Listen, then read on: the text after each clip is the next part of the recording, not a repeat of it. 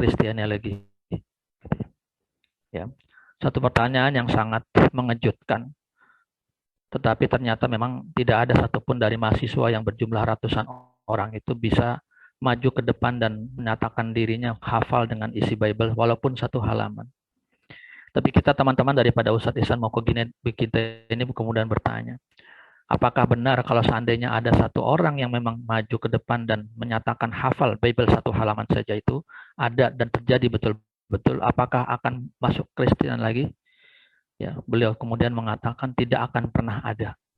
Karena kalau ada yang kemudian menyampaikan hafalannya satu halaman, saya akan mengatakan dan bertanya kepada orang itu, yang Anda hafal ini Bible terbitan penerbit apa?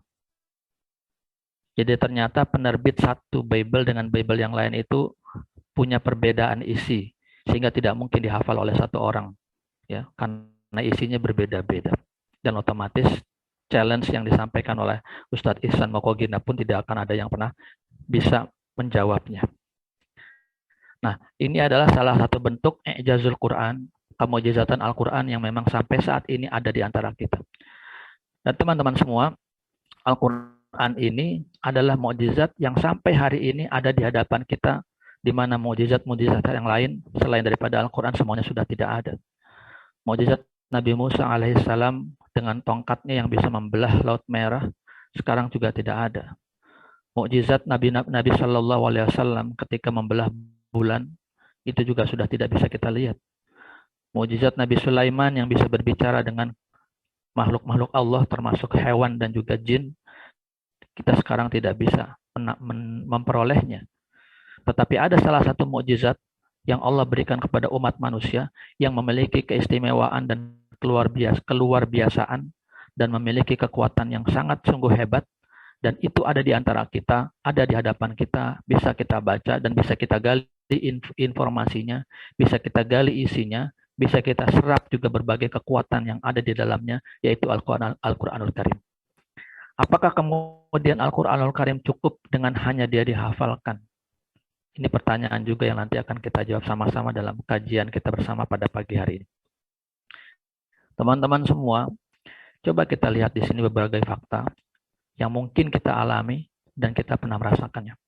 Pernahkah kita menyalakan atau membunyikan audio Al-Quran, MP3 Al-Quran, tetapi setelah kita bunyikan audio itu, kita tidak simak isinya dan kita tidak dengarkan isinya.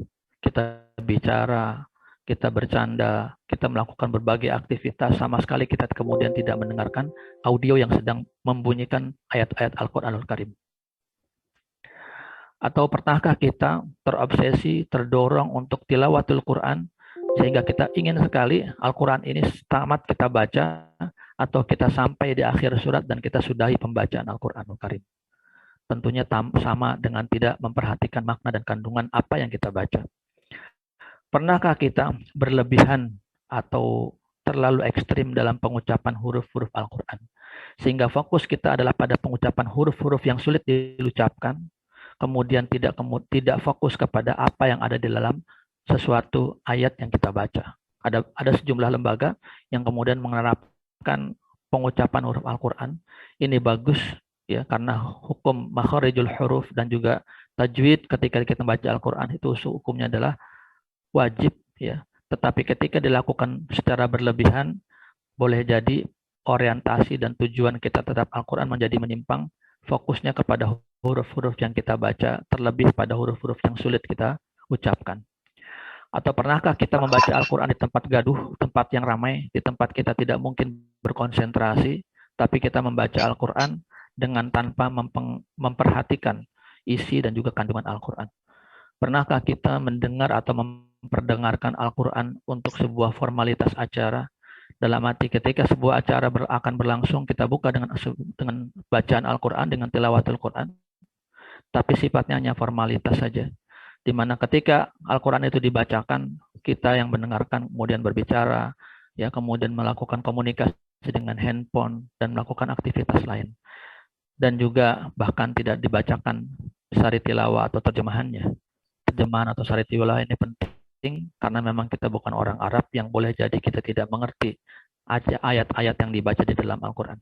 Alhamdulillah dalam acara tadi kita mendengar juga pembacaan terjemah daripada Al-Quran yang dibacakan surat Al-Hasyr tadi. Pernahkah kita mendengar atau memperdengarkan Al-Quran di ruang tunggu? Ya, mungkin di dalam bulan Ramadan biasanya sejumlah instansi, kantor-kantor memperdengarkan ayat-ayat Al-Quran di kantor mereka. Tetapi pendengaran Al-Quran di kantor-kantor itu hanya sebagai penghias ataupun membuat orang merasa nyaman dengan suara Al-Quran yang nadanya bagus. Sama sekali tidak peduli dengan isi dan makna daripada ayat-ayat Al-Quran yang diperdengarkan itu. Atau pernahkah kita melihat sebuah ruangan di mana di dalam ruangan itu ada hiasan di dinding-dindingnya berupa ayat-ayat Al-Quran yang kita tidak bisa membacanya, apalagi memahami artinya. Sehingga Al-Quran maknanya dan kandungannya tidak menjadi sesuatu yang memberi pelajaran bagi kita yang membacanya. Pada dasarnya Al-Quran boleh dijadikan penghias Al-Quran, tetapi kita harus ingat bahwa Al-Quran itu harus kita pahami dan kita juga bisa membacanya supaya bisa memberi inspirasi dan memberikan informasi yang bagus kepada hati kita. Kalau seandainya hanya hiasan ayat di dinding yang sulit dibaca dan tidak dipahami, maka kedahsyatan Al-Quran terhalang oleh keindahan seni yang ada di dalam kaligrafi Al-Quran. Atau yang terakhir, pernahkah kita menghafal teks Al-Quran, tapi kita sangat jarang, sangat sedikit mengkaji isinya. Ketika orang menghafalin Al-Quran, ya sekian juz, 1 juz, 2 juz, bahkan mungkin 10 juz atau 30 juz, ada banyak orang-orang penghafal Quran yang kemudian tidak mengetahui apa yang dia hafal, tidak mengerti isi apa yang dia kemudian hafalkan. Dia hanya menghafalkan Al-Quran secara teks saja, tetapi tidak mempedulikan bagaimana isi dan kandungan yang ayat-ayat yang dia hafalkan. Teman-teman dan sahabat-sahabat semua, inilah beberapa fakta fenomena yang boleh jadi kita semua mengalaminya, dan ini adalah satu keprihatinan yang harus sedikit-sedikit kita rubah untuk menjadi lebih baik. Karena itu, buku ini berjudul Gurbatul Quran. Dalam makna yang lebih indahnya, Al-Quran sumber kekuatan dahsyat yang diabaikan. Dan menjadi anak judulnya adalah Raih Kembali Kekuatan Al-Quranmu. Teman-teman semua, sebelum saya mengkaji dan menyampaikan lagi kedalaman isi Al-Quran, saya ingin membawa kita semua pada sebuah tadabbur, sebuah perenungan, sebuah tafakur tentang alam semesta, tentang bagaimana Allah Subhanahu wa Ta'ala itu, tentang upaya kita lebih dalam berma'rifatullah yang kita akan bawa dari ma'rifatullah, dari kenal kekuasaan Allah Subhanahu wa Ta'ala ini, kemudian kita akan coba menggambarkan bagaimana ketika kuasa Allah atau Allah yang memiliki kekuasaan demikian besar ini kemudian berfirman, bagaimana kita seharusnya menjelaskan dan memberikan sikap kepada diri kita.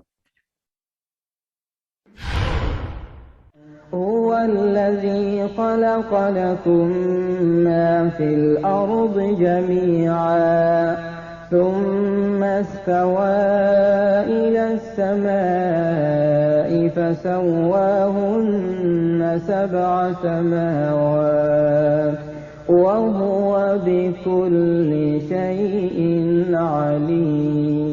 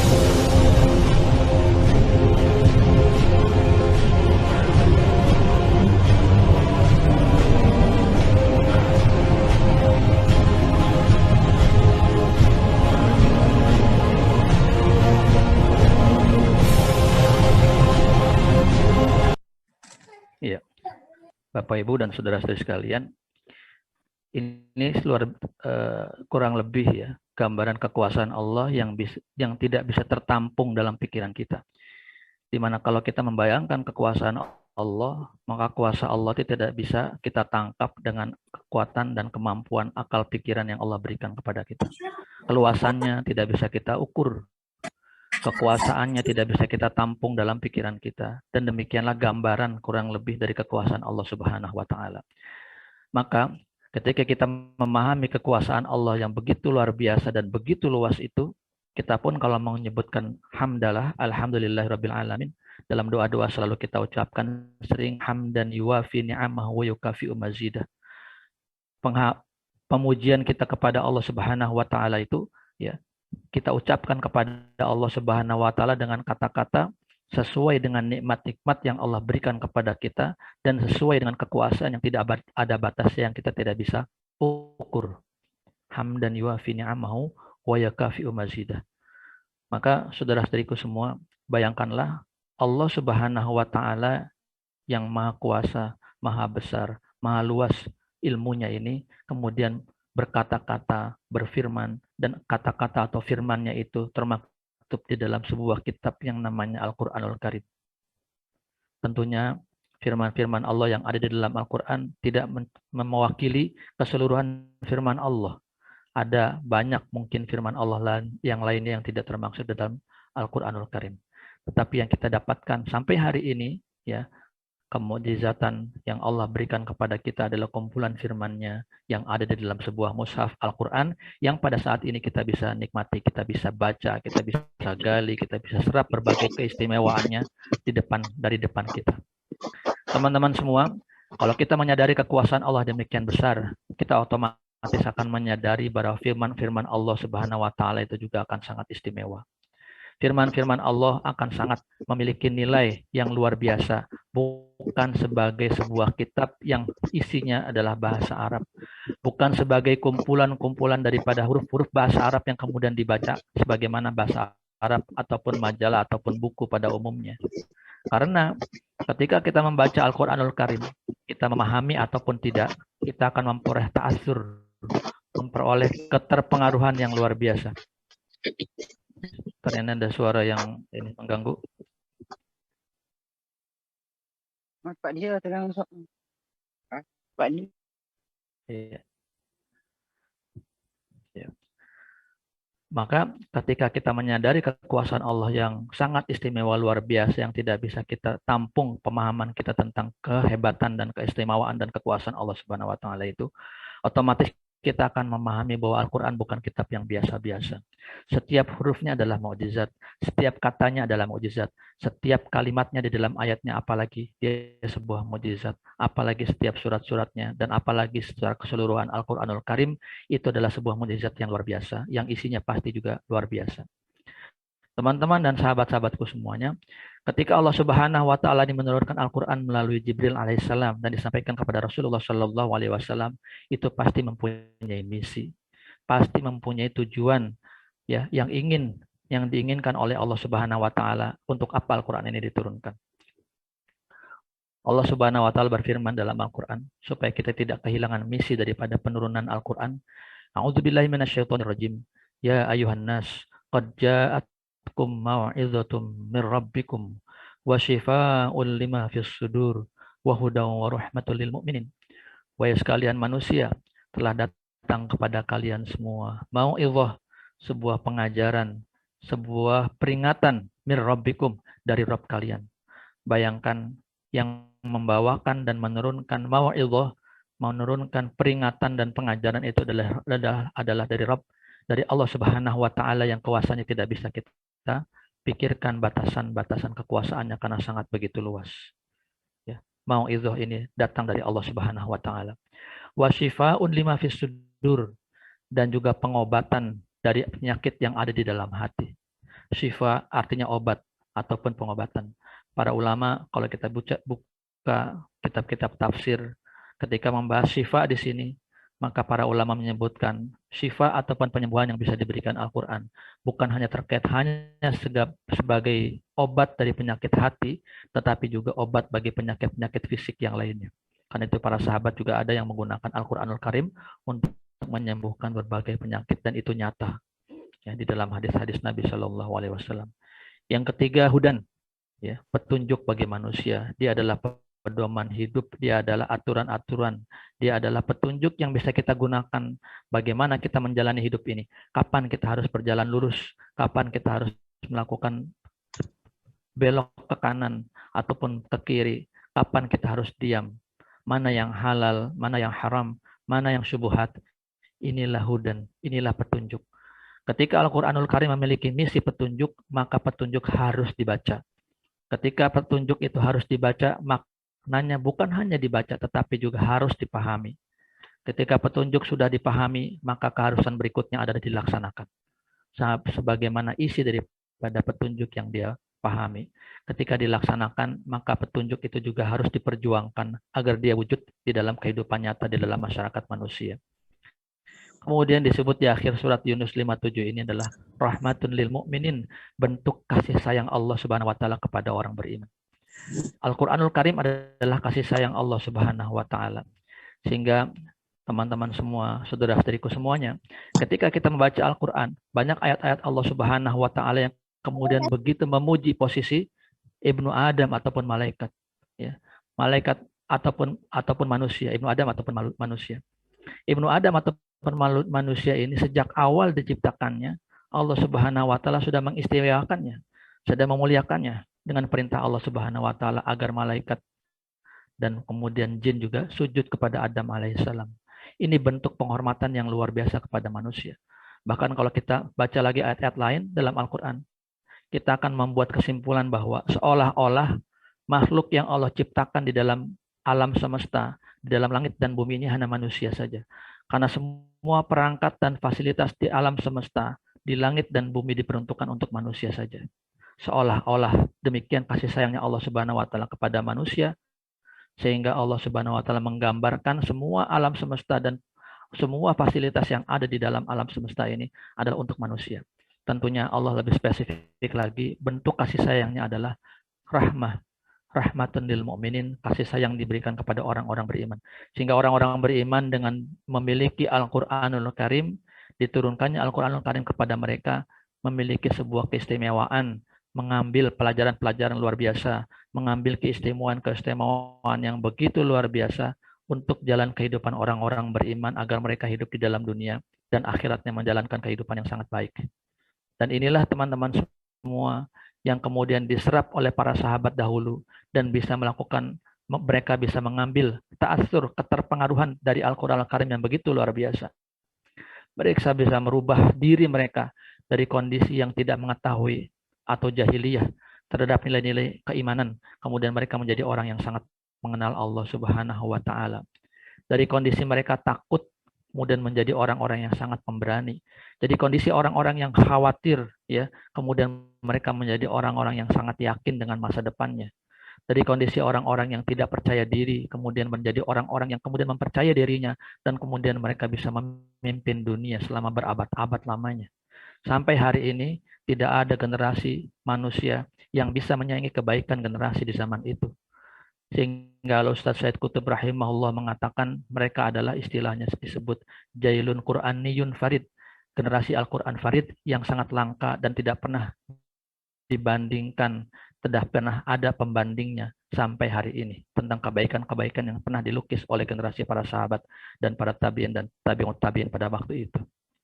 Karena itu teman-teman semua, jangan kehilangan misi diturunkannya Al-Quran.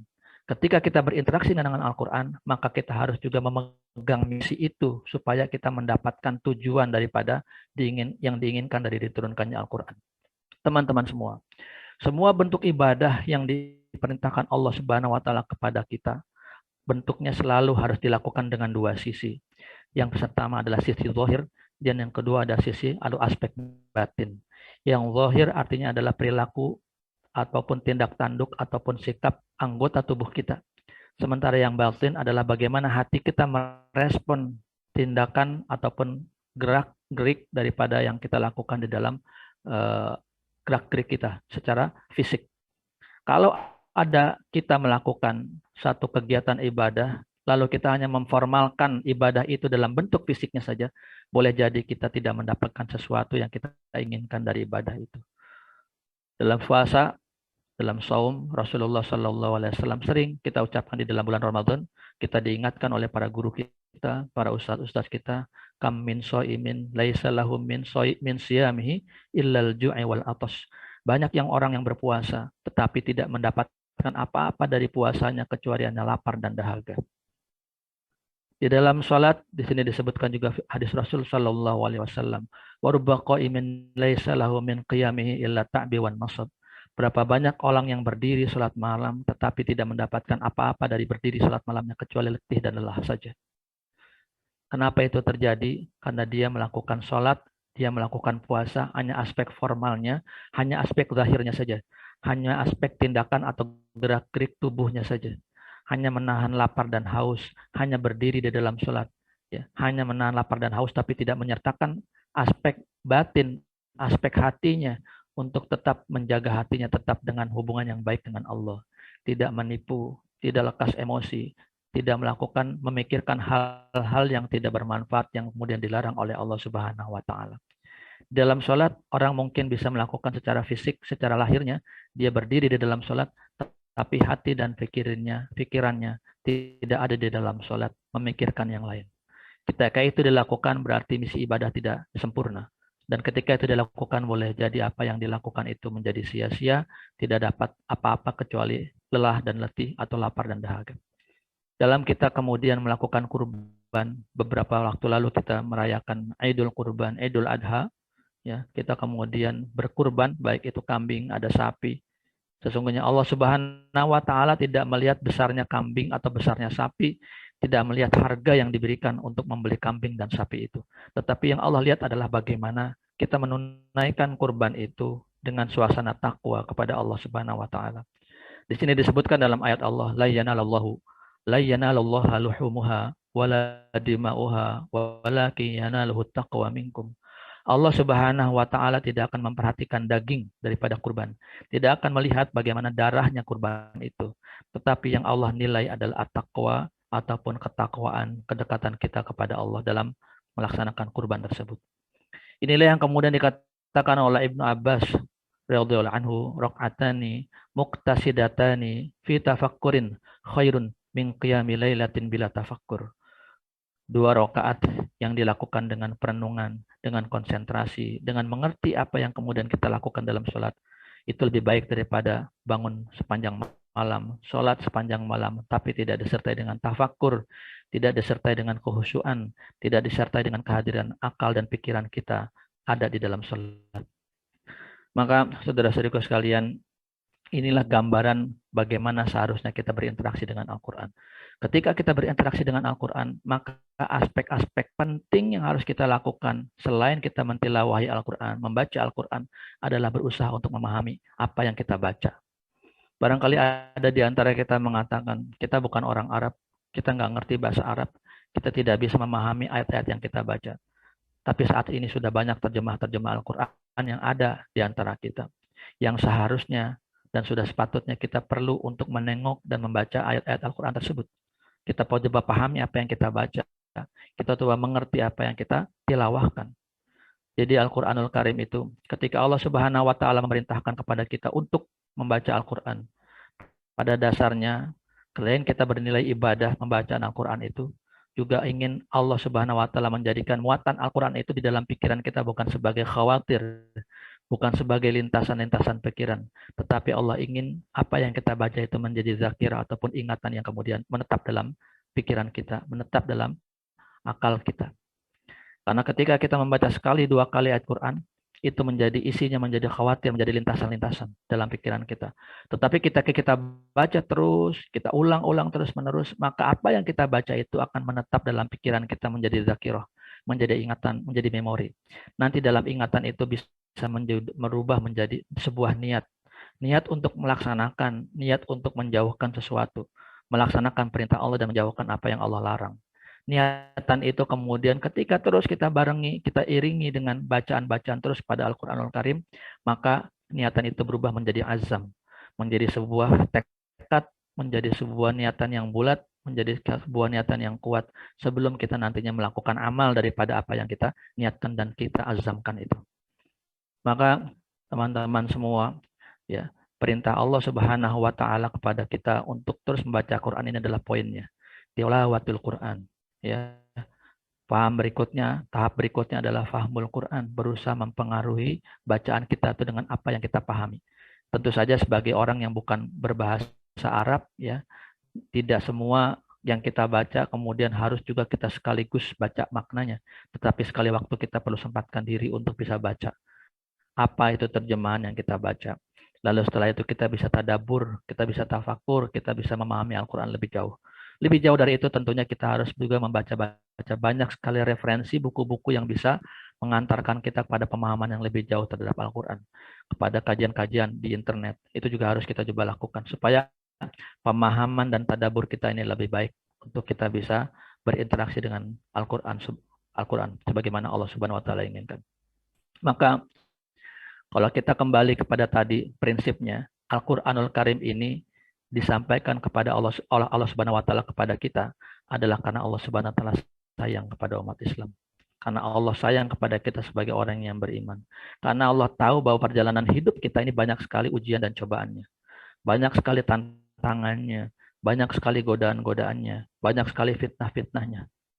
Karena iblis pernah bersumpah di hadapan Allah Subhanahu wa taala ketika diusir dari surga, iblis mengatakan fabima aghwaytani laqudanna lahum siratal mustaqim.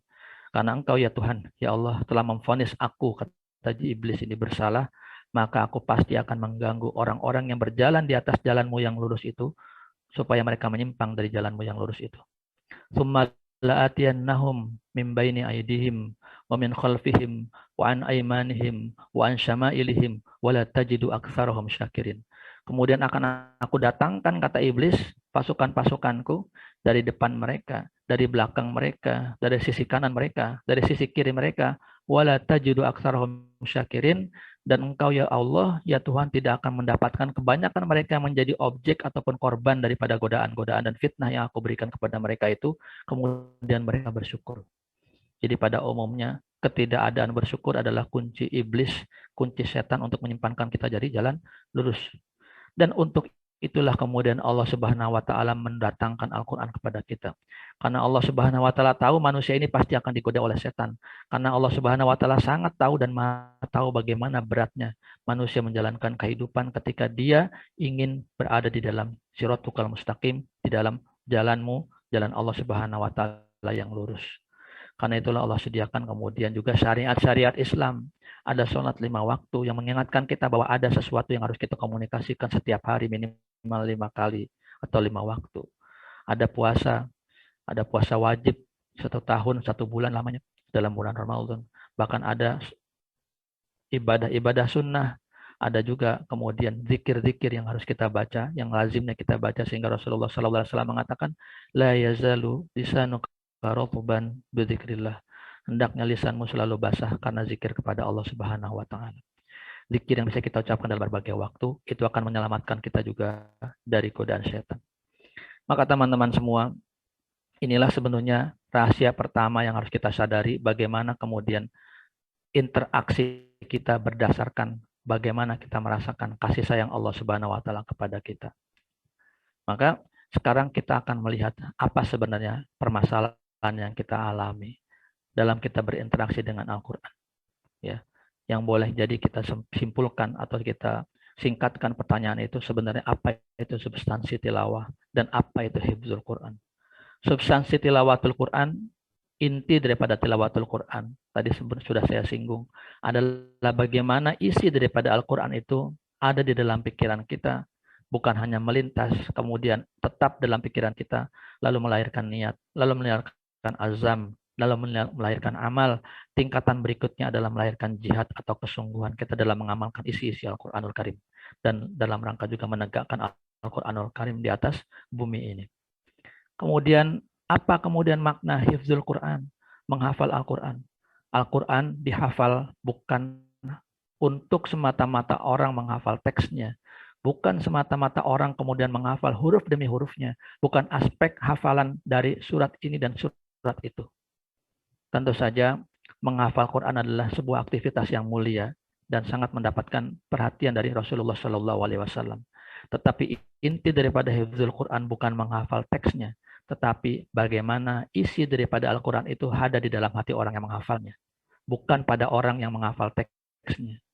Karena itu ketika kita pahami dalam sirah Nabi Shallallahu Alaihi Wasallam dalam sebuah peperangan, ketika Rasulullah SAW melihat ada sejumlah sahabat yang hafal Al-Quran, kemudian beliau gugur sebagai syuhada.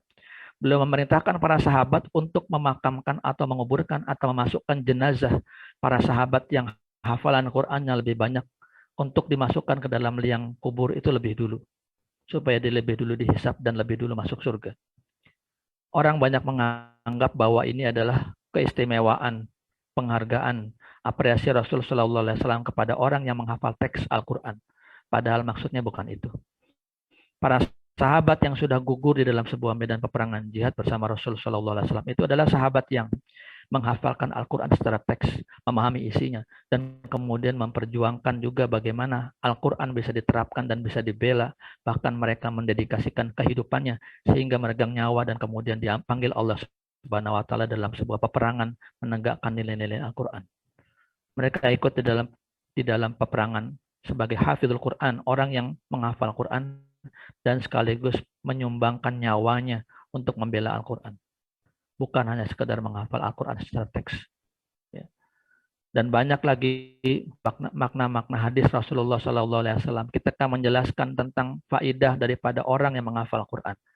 Salah satunya lagi adalah misalnya hadis yang sering diucapkan oleh para orang tua kita ketika anaknya menghafal Quran, ya kemudian nanti orang tua akan mendapatkan tajul waqor, sebuah mahkota yang sinarnya seperti sinar matahari dari anak yang menghafal Quran.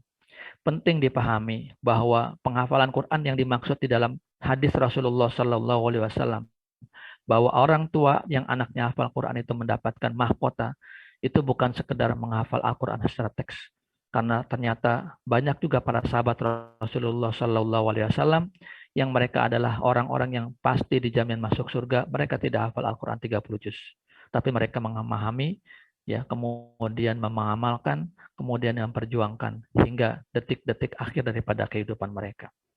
Tentu saja Bapak Ibu semuanya, ini bukan berarti kita mengecilkan atau membuat degradasi sebuah aktivitas hifdzul Quran yang saat ini marak di mana-mana, tetapi ini untuk melengkapi mindset kita, pikiran kita, bahwa jangan sampai sekedar menghafalkan teks kemudian urusan kita dengan Al-Quran sudah selesai. Jangan sampai dalam mindset pikiran kita sebagai orang tua, ketika mencetak anak yang hafal Quran, ketika mencetak pegawai yang hafal Al-Quran, kemudian masalahnya selesai. Ya, tetapi itu adalah awal interaksi yang sangat bagus dengan Al-Quran, sehingga kita harus lanjutkan bagaimana orang-orang dan kita yang menghafal Quran itu bisa memahami lebih jauh apa isi daripada yang dihafal. Nah, teman-teman semua, bagaimana manusia kemudian berinteraksi dengan Quran itu mirip sebenarnya dengan orang yang sakit yang datang kepada seorang dokter. Pasien datang ke dokter menyampaikan perihal sakit yang dialaminya. Dia sulit melihat, dia sakit punggungnya, mungkin sakit telinganya, susah bernapas, dan sebagainya. Kemudian dokter memberikan dia resep obat-obatan yang harus dikonsumsi sesuai dengan kebutuhannya. Ada 3 definisi, ada 3 kelompok orang atau pasien yang menerima resep dokter ini. Kelompok pertama, ada orang yang mengambil resep ini, kemudian hanya dibaca saja resepnya. Tidak dia beli di apotek, tidak dia beli dan untuk dikonsumsi apalagi. Tapi dia hanya baca saja teks daripada resep tersebut. Kelompok kedua, ada orang yang membaca teksnya, kemudian dibeli dan obatnya itu kemudian dia lihat saja tapi tidak dikonsumsi. Obatnya ada tapi tidak dia makan dan tidak dia minum. Atau dia makan dan minum tidak sesuai dengan peruntukannya. Kelompok ketiga adalah pasien yang membawa resep itu, dia baca resep itu, dia datang ke toko obat, dan kemudian dia beli obatnya, dan kemudian dia minum dan dia konsumsi sesuai dengan kebutuhan sebagaimana nasihat dokter. Tentu saja dari 3 kelompok pasien ini kita tahu siapa kelompok pasien yang lebih punya kecenderungan sembuh. Ya, ini ilustrasi yang tidak sama persis dengan interaksi kita dengan Quran, tapi bisa kita ambil sebagai contoh yang mudah dipahami saja. Al-Quran adalah syifa, Al-Quran adalah penyembuh, Al-Quran adalah hudan, Al-Quran adalah petunjuk. Ketika sebuah petunjuk, ketika sebuah kasih sayang Allah, kita sebuah penyembuhan itu tidak kita tindak lanjuti dalam sikap-sikap yang harusnya kita lakukan, maka kita tidak akan mendapatkan apa-apa dari Al-Quranul Karim. Tapi kalau kita kemudian berinteraksi dengan Quran, kita berusaha untuk banyak membaca Al-Quran, kita berusaha untuk memahami lebih jauh daripada Al-Quran, kita lebih banyak lebih jauh untuk berta'aruf, ya, mengenal ya tentang kekuasaan Allah, bertafakur, bertadabur ya dengan apa-apa yang Allah berikan di dalam Al-Quran, maka insya Allah Allah akan memberikan ta'asur, keterpengaruhan kita itu yang luar biasa dari interaksi kita dengan Al-Quran. Ada sebuah kisah dari Hasan Al-Basri yang menceritakan ketika Abu Musa Al-Asy'ari sampai di kota Basrah, Umar radhiyallahu anhu sebagai khalifah memintanya untuk menyampaikan bacakan Al-Quran kepada masyarakat Basrah. Setelah itu banyak orang yang berguru Al-Quran kepada Abu Musa dan menghafalkan Al-Quran. Umar bin Khattab bersyukur kepada Allah atas hal itu. Kemudian satu tahun berikutnya menuliskan surat kepada Abu Musa agar memperbanyak lagi para penghafal Al-Quran.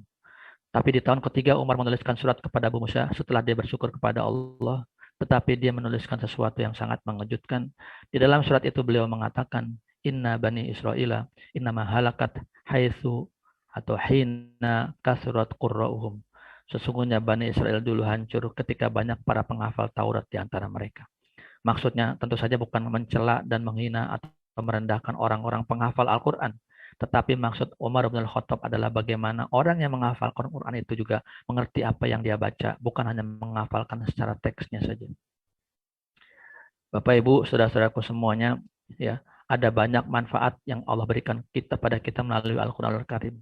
Ya, dan Al-Quran Al-Karim itu benar-benar memiliki interaksi dan hubungan baik antara kita yang membacanya juga dengan alam semesta dan juga malaikat-malaikat Allah Subhanahu wa taala, bahkan para jin sekalipun. Dan dari berbagai macam informasi itu, ya kita bisa menangkap ada sebuah kekuatan besar yang bisa merubah kita menjadi manusia yang sangat baik, menjadi manusia yang lebih baik, menjadi manusia yang bisa berubah dari keburukan menjadi lebih baik. Secara umum ya, ada beberapa perubahan-perubahan yang harusnya bisa kita capai dari Al-Quran.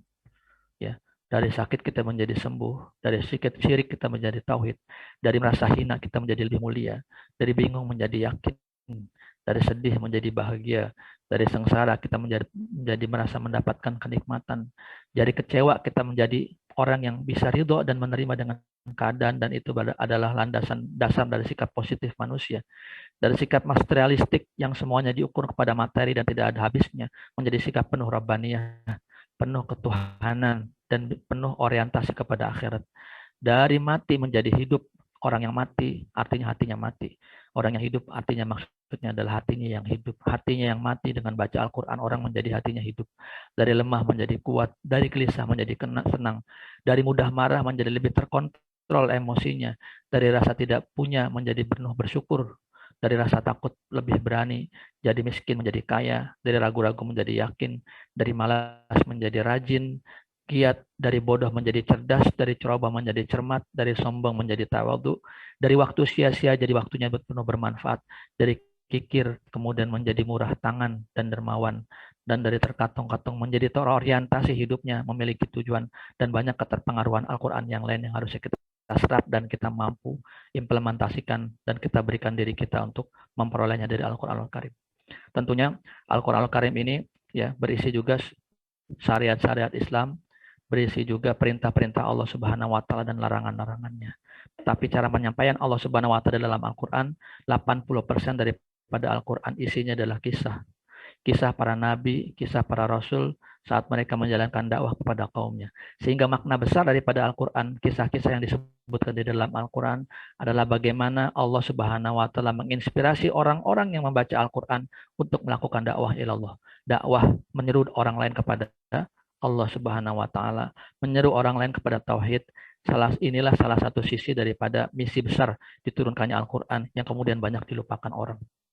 Sebab orang jika seandainya tidak berdakwah, maka dia akan miskin informasi, miskin perasaan. Ya, dia tidak merasakan bagaimana dulu para nabi, para rasul juga berdakwah sebagaimana dikutip dalam kisah-kisah yang isinya ada di dalam mayoritas isi Al-Quran. Maka kisah-kisah Al-Quran bukan dongeng sebelum tidur. Kisah-kisah Al-Quran bukan segerang cerita-cerita yang isinya utopis hayalan, tetapi Kisah-kisah di dalam Al-Quran adalah menyadarkan orang bahwa ada sesuatu yang besar yang harus dilakukan dalam episode hidup ini adalah berjuang dan berdakwah kepada Allah Subhanahu wa taala. Hadirin sobat semuanya, ada seorang sahabat bernama Usaid bin Khudair. Ini bercerita tentang bagaimana Al-Quran punya interaksi dengan alam semesta. Suatu ketika beliau membaca Al-Quran Al-Karim, suratul Baqarah, di sebuah padang pasir. Ketika beliau membaca itu sebelum waktu subuh, ya, beliau mendapati kuda yang dia tambat atau diikat di sampingnya itu bergerak-gerak, ya. Dia mengeluarkan suara gelisah kudanya. Kemudian Ibnu Khudair kemudian diam, tidak melanjutkan tilawatul Qur'annya. Tapi kemudian kudanya itu juga diam. Kemudian dia baca lagi lanjutan suratul Baqarah yang dia baca. Tapi kemudian kuda di sampingnya itu kembali gelisah, kembali gerak-gerak dan menghentak-hentakkan kakinya ke atas tanah. Kemudian dia diam, lalu kudanya juga diam. Sampai kemudian Usaid bin Khudair ini berpikir kalau seandainya dia baca dan kudanya kemudian gelisah dan kemudian menjejakkan kakinya ke atas tanah, khawatir kaki kudanya itu akan mengenai anak yang sedang tidur di samping kuda. Akhirnya dia tinggalkan baca Quran dan dia tidak membaca Quran lagi.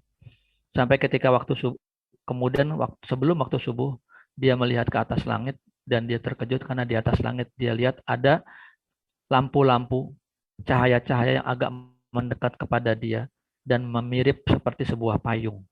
Ya. Tapi dia tidak mengerti apa yang dia lihat. Kemudian ketika pagi hari setelah sholat subuh, beliau menyampaikan, bercerita kepada Nabi Shallallahu Alaihi Wasallam apa yang dia alami. Kata Rasulullah Shallallahu Alaihi Wasallam, "Atadri madzaka ya Ibnu Khudair?" Kamu tahu tidak apa itu ya Ibnu Khudair? Ibnu Khudair mengatakan tidak ya Rasulullah. Kemudian Rasulullah Shallallahu Alaihi Wasallam mengatakan, "Tilkal malaikatu danat lisautika." Itu adalah malaikat Allah yang mendekat kepadamu karena dia mendengarkan suaramu membaca Al-Qur'anul Karim.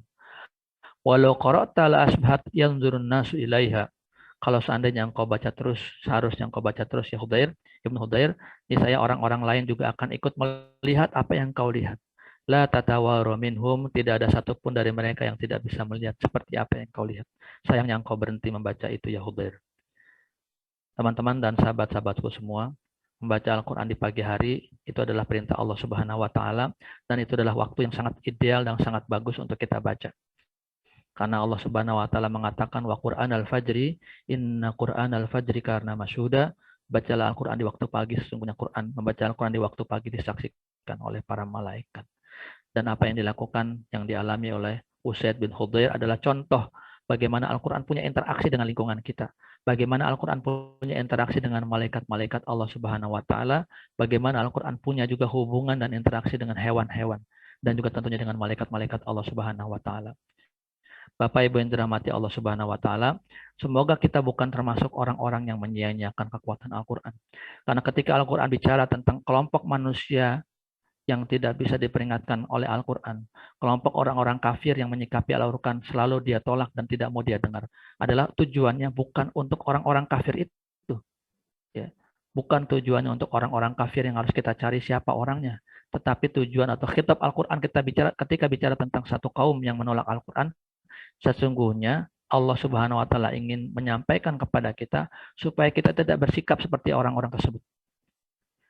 Ketika Allah Subhanahu wa taala berfirman tentang orang-orang Yahudi, orang-orang Bani Israel menyikapi kitab mereka dengan menyebutkan masalul ladzina hummilut taurata tsumma lam yahmiluha kamasalil himar yahmilu asfara. Orang-orang Yahudi Bani Israel menyikapi kitab mereka itu seperti keledai yang membawa buku-buku di atas punggungnya, tetapi dia tidak mengerti apa isi yang dia bawa. Ketika Allah Subhanahu wa taala mencontohkan orang-orang Bani Israel seperti itu, bukan kemudian kita mencari orang-orang siapa dari Bani Israel yang hidup di masa ini dan melakukan kitab Allah Subhanahu wa taala seperti itu, bukan. Tetapi Allah ingin agar kita ini memiliki persepsi, memiliki pandangan, jangan sampai sikap kita seperti mereka. Jangan sampai sikap kita memiliki Al-Quran tapi kita tidak mengerti apa isinya. Itu yang diinginkan Allah Subhanahu wa taala. Karena itu ada banyak firman-firman Allah Subhanahu wa taala yang menyebutkan tentang bagaimana perilaku orang-orang kafir yang menolak firman-firman Allah. Pada dasarnya mereka diingatkan dengan ayat-ayat Allah Subhanahu wa taala, tapi mereka menolak.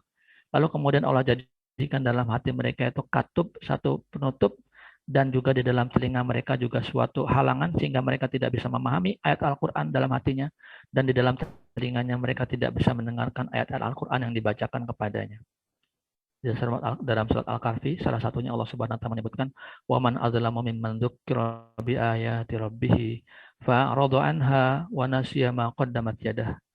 Siapakah yang lebih zalim daripada orang yang diberi peringatan dengan ayat-ayat Rabb-nya, tapi kemudian dia menolak ayat-ayat Allah tersebut, kemudian melupakan apa yang sudah dia lakukan. Inna ja'alna ala qulubihim akinnatan ayyafqahuhu wa fi azanihim waqr. Sesungguhnya kami jadikan di atas dalam hati mereka itu sebuah penutup, dan untuk tidak bisa mereka memahami Al-Qur'an, dan di dalam pendengaran mereka juga kami tutup sehingga mereka tidak bisa mendengarkan makna-makna ataupun ayat-ayat peringatan Allah di dalam Al-Qur'an. Ada ayat lain juga yang agak mirip dalam ayat ini, yaitu surat Al-Isra ayat 46 di bawahnya. Wa ja'alna ala qulubihim akinatan ayyafqahuhu wa fi azanihim waqr. Jadi penutup hati dan penutup telinga sehingga orang-orang kafir itu yang menolak ayat-ayat Al-Qur'an yang dibacakan kepada dia tidak bisa memahami ayat-ayat Al-Qur'an tersebut. Teman-teman dan hadir-hadir semuanya, sampai di sini kita perlu lagi mengevaluasi, ya, memeriksa dan merenungkan kondisi-kondisi yang sudah pernah kita alami dan mungkin kita lakukan, ya. Bagaimana kemudian kondisi kita saat ini. Dari sinilah kita bisa menjawab, benarkah ada jarak yang jauh antara kita dan Al-Qur'an. Saya kira itu cukup, sekian yang saya sampaikan, mudah-mudahan bisa bermanfaat bagi kita semua. Wassalamualaikum warahmatullahi wabarakatuh. Assalamualaikum warahmatullahi wabarakatuh. Alhamdulillah, terima kasih diucapkan kepada Ustaz Muhammad Lili Nur Aulia atas penyampaiannya tentang peranan Al-Quran, insyaAllah. Jadi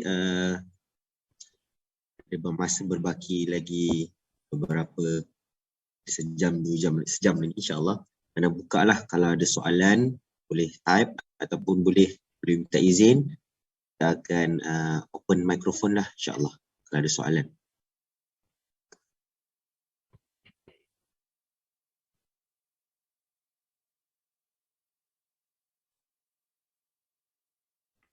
Atau bisa juga di chat room Uh, kalau ingin tulis.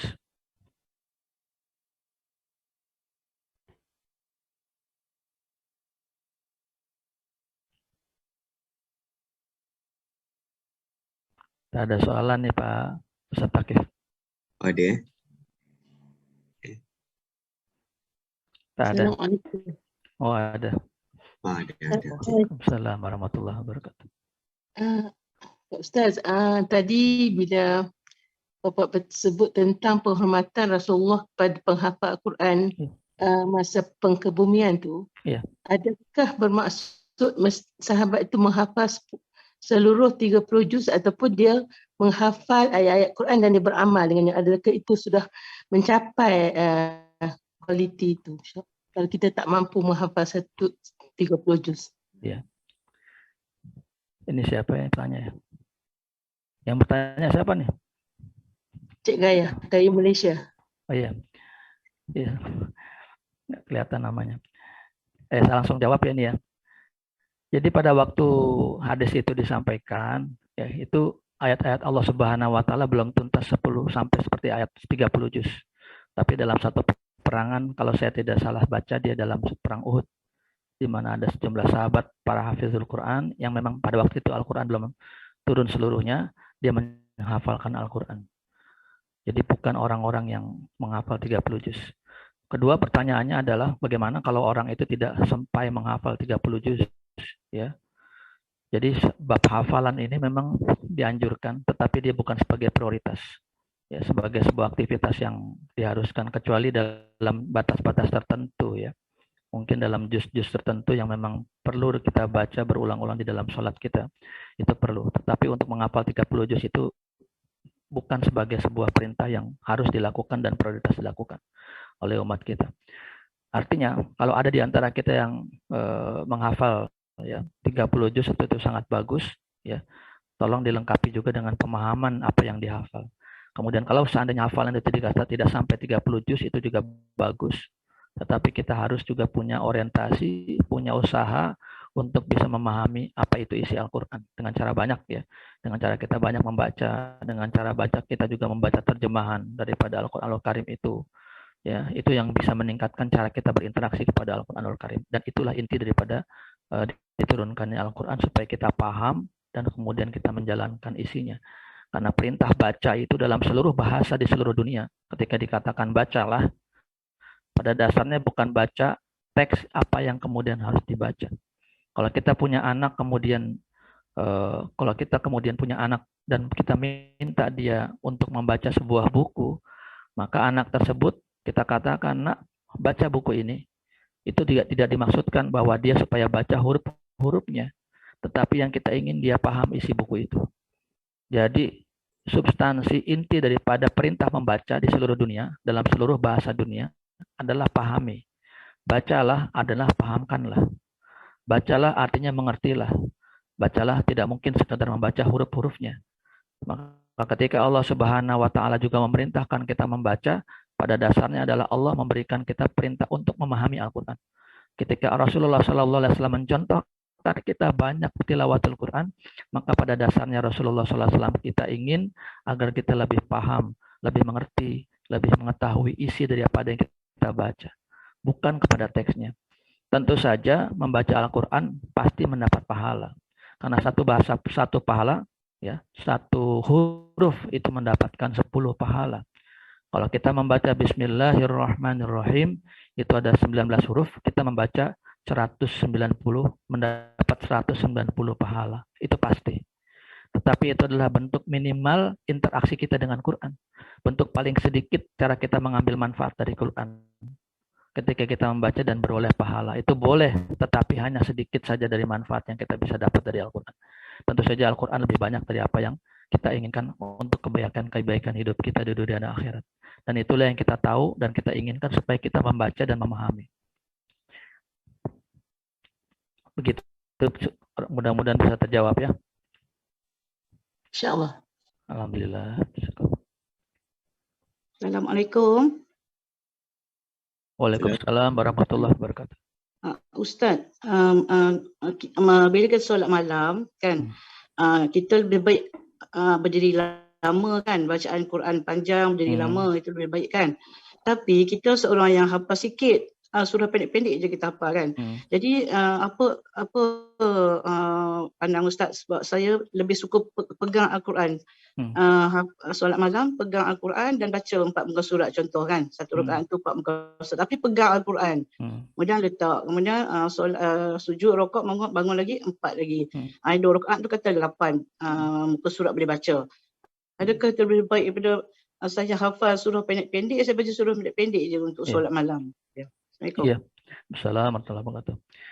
Jadi perkara sholat ini kan kita diminta untuk ada bacaan-bacaan surat setelah suratul Fatihah. Ya. Kalau kita hafal, baca surat-surat tersebut itu bagus. Kalau kita tidak hafal dan ingin lama, boleh juga baca mushaf. Kita pegang mushaf itu karena ada sahabat dan salafus soleh juga melakukan itu, membaca Al-Quran sambil dia sholat, ya. Tapi yang saya ingin sampaikan di sini adalah apa yang kita baca sebisa mungkin, ya, sedapat mungkin kita pahami maknanya. Gitu. Ya, walaupun memang mungkin tidak keseluruhan apa yang kita baca kita paham, tetapi ada ayat-ayat yang kemudian kita pahami artinya. Jangan sampai kita membaca Al-Quran mungkin 4 halaman atau lebih daripada 4 halaman, kemudian kita membaca tanpa kita sama sekali tahu artinya. Ya. Nah, kalau seandainya kita bisanya hanya membaca surat pendek dan kita paham, itu juga bagus kita baca. Karena jujur zaman Rasulullah SAW ada seorang sahabat yang ketika jadi imam dalam sebuah salat jamaah, setelah surat Al-Fatihah, dia membaca surat tertentu dan sebelum ruku dia selalu baca surat Al-Ikhlas. Qul huwallahu ahad. Kemudian baru ruku. Di rakaat kedua beliau juga mengimami sahabat-sahabat yang lain, dia baca Al-Fatihah, kemudian baca surat-surat tertentu dan di akhirnya sebelum ruku dia baca surat Al-Ikhlas lagi. Sampai beberapa kali sholat seperti itu. Lalu sahabat-sahabat radhiyallahu anhu menyampaikan peristiwa ini kepada Rasulullah SAW. Mereka katakan, mengatakan, ya Rasulullah, ada sahabat kita yang melakukan imam dan sebelum ruku selalu membaca surat Al-Ikhlas dulu. Rasulullah SAW kemudian memanggil beliau ini, sahabat tersebut. Dia katakan, dia tanya, Rasulullah SAW tanya, apakah benar ketika engkau mengimami sholat itu kemudian selalu membaca suratul Ikhlas sebelum ruku? Beliau katakan benar. Rasulullah SAW mengatakan, kenapa engkau lakukan itu? Dia katakan, saya cinta dengan surat Al-Ikhlas, ya Rasulullah SAW. Rasulullah SAW langsung menjawab pendek, mengatakan dalam sebuah hadisnya, hubbuka iyyaha yudkhilukal jannah. Cintamu kepada surat Al-Ikhlas itu akan menyebabkan kamu masuk surga. Apa yang kita maksud dalam hadis ini? Bahwa meskipun surat itu pendek, ketika dia dipahami dengan baik, kita mengerti, kita dalami apa maknanya, itu sangat luar biasa efek dan pengaruhnya kepada kita. Meskipun surat itu pendek. Apa yang ada di dalam surat Al-Ikhlas adalah isinya adalah ketauhidan kepada Allah. Allah itu satu. Allah itu tempat meminta. Allahus Somad. Ketika kita mau mentadaburi kata-kata Allahus Somad saja, itu luar biasa. Allah mengakui dirinya sebagai tempat meminta yang kita minta kepadanya. Berarti apapun yang kita hajatkan, apapun yang kita butuhkan dalam hidup ini, Allah kita pintakan dan perintah Allah minta kepada Allah Subhanahu wa taala. Ini dalam lam yalid walam yulad walam yakul lahu kufuwan ahad. Tidak beranak dan tidak diperanakan dan tidak ada satupun yang bisa menyerupainya. Ini adalah bentuk keesaan Allah, ketauhidan Allah yang semuanya sangat luar biasa menyifatkan ketauhidan Allah yang Maha Satu. Tempat memintanya Allah, Allahnya satu, dan tidak ada bisa yang menyerupai dia. Kenapa kemudian ini dicintai oleh sahabat tersebut? Boleh jadi karena pada waktu itu sedang marak juga informasi-informasi bahwa Tuhan itu memiliki anak. Tuhan itu ada Tuhan ibu, Tuhan itu ada Tuhan Bapa. Sehingga kemudian ketika orang ini baca ayat-ayat Allah tersebut, dia sangat meyakini bahwa apapun yang disampaikan oleh orang-orang yang mensekutukan Allah Subhanahu wa taala itu adalah omongan-omongan, informasi-informasi yang sesat. Lalu dia ingin meyakinkan dirinya dengan keesaan Allah, dengan tauhid Allah Subhanahu wa taala dengan membaca surat Al-Ikhlas sebelum ruku. Lalu itulah yang kemudian mengantarkan Rasulullah SAW mengatakan, hubbuka iyyaha yudkhilukal jannah. Cintamu kepada surat Al-Ikhlas itu meskipun pendek, tetapi karena kamu mendalaminya, kamu memahaminya, kamu kemudian mencintai isinya, itulah yang akan menyebabkan kamu masuk surga Allah Subhanahu wa taala. Jadi singkat jawaban dari apa yang disampaikan adalah bahwa apapun yang kita interaksikan terhadap Al-Quran, ketika kita mau sholat, kita boleh baca yang panjang, kita boleh baca yang pendek, tetapi yang paling penting adalah kita memahami apa yang kita baca. Itu ruhnya yang paling penting. Kita baca ayat-ayat Allah yang panjang juga tidak apa-apa, bagus. Dengan memegang mushaf juga boleh. Tapi upayakan sebelum kita membaca Al-Quran, yang kita baca itu ada sejenak kita baca juga artinya, sehingga kita bisa memahami sedikit banyak apa yang ada kita baca. Itu yang paling penting. Dan inilah yang akan mengantarkan nilai sholat kita lebih bermakna, lebih punya nilai di hadapan Allah Subhanahu wa taala. Demikian jawabannya, mudah-mudahan bisa dipahami.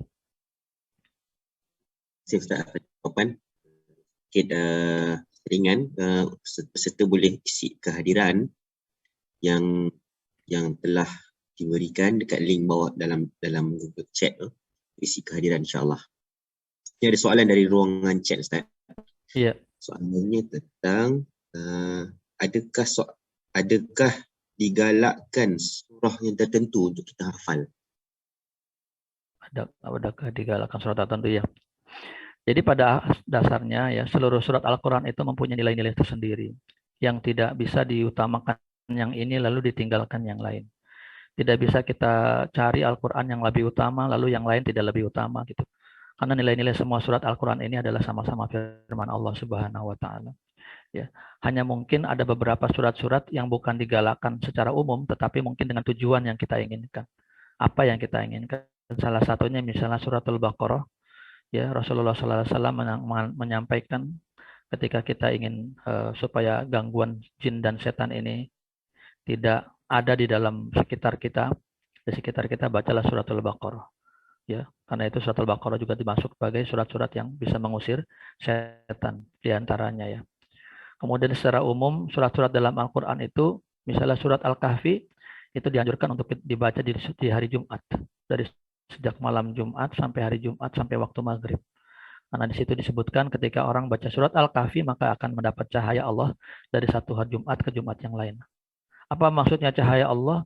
Orang yang membaca surat Al-Kahfi itu akan mendapatkan sinaran, mendapat petunjuk untuk bisa menjalani perintah-perintah Allah lebih baik di masa 1 pekan ke depan.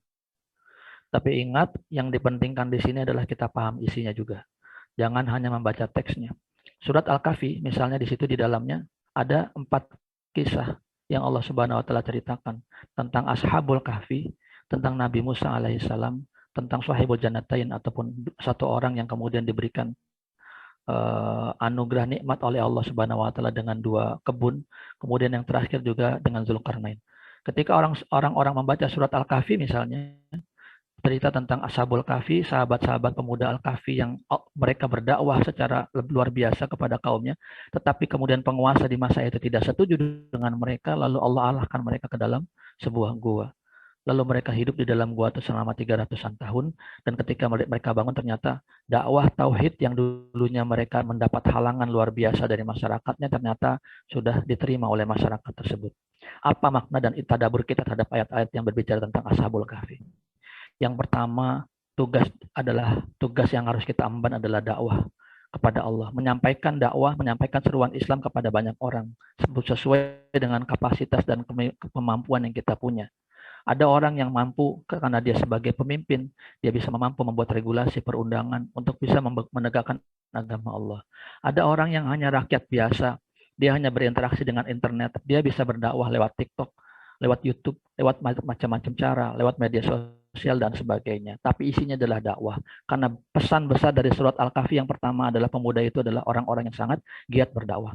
Kemudian yang kedua, ketika Allah Subhanahu wa taala masukkan mereka ke dalam gua-gua dan kemudian bangun dalam kondisi perubahan yang terjadi dalam masyarakat yang telah menerima dakwah, itu artinya apapun upaya yang kita lakukan hasilnya adalah milik Allah Subhanahu wa taala. Meskipun sahabat-sahabat Al-Kahfi, pemuda-pemuda Al-Kahfi itu tidur selama 300-an tahun, ya, tetapi ternyata Allah Subhanahu wa taala bisa merubah satu kondisi yang memang mereka dahulunya ingin supaya kondisi itu ada di kala mereka ada di luar gua. Artinya ketika kita berdakwah kepada orang, kepada siapapun, hasilnya kita serahkan kepada Allah. Berhasil atau tidaknya dakwah kita kepada manusia, itu adalah urusan Allah Subhanahu wa taala, dan jangan berhenti berdakwah terus-menerus seperti itu. Hal lain ketika para orang-orang yang ketika menemukan orang-orang Ashabul Kahfi ini dari guanya, mereka berselisih paham, berdebat jumlahnya berapa.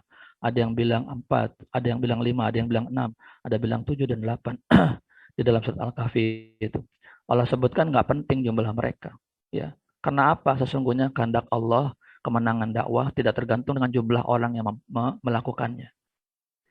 Ini yang harus kita tanamkan di antara pelajaran-pelajaran yang kita dapatkan dalam surat Al-Kahfi yang kita baca setiap pekan. Nanti ada juga cerita tentang Nabi Musa alaihissalam bertemu dengan Abdullah, hamba Allah yang soleh, yaitu bernama Khidir. Bagaimana Allah Subhanahu wa taala mengajarkan Nabi Musa alaihissalam melalui Khidir dengan berbagai macam peristiwa yang tidak masuk akal dan tidak bisa diterima untuk akal manusia. Ya, tetapi ternyata itu adalah kehendak Allah Subhanahu wa taala, dan selalu kehendak Allah Subhanahu wa taala itu membawa kebaikan. Setiap pekan kita diajarkan untuk memahami kisah-kisah ini. Artinya Allah Subhanahu wa taala ingin membawa kita pada pemahaman, yakinlah sama dengan kekuatan Allah.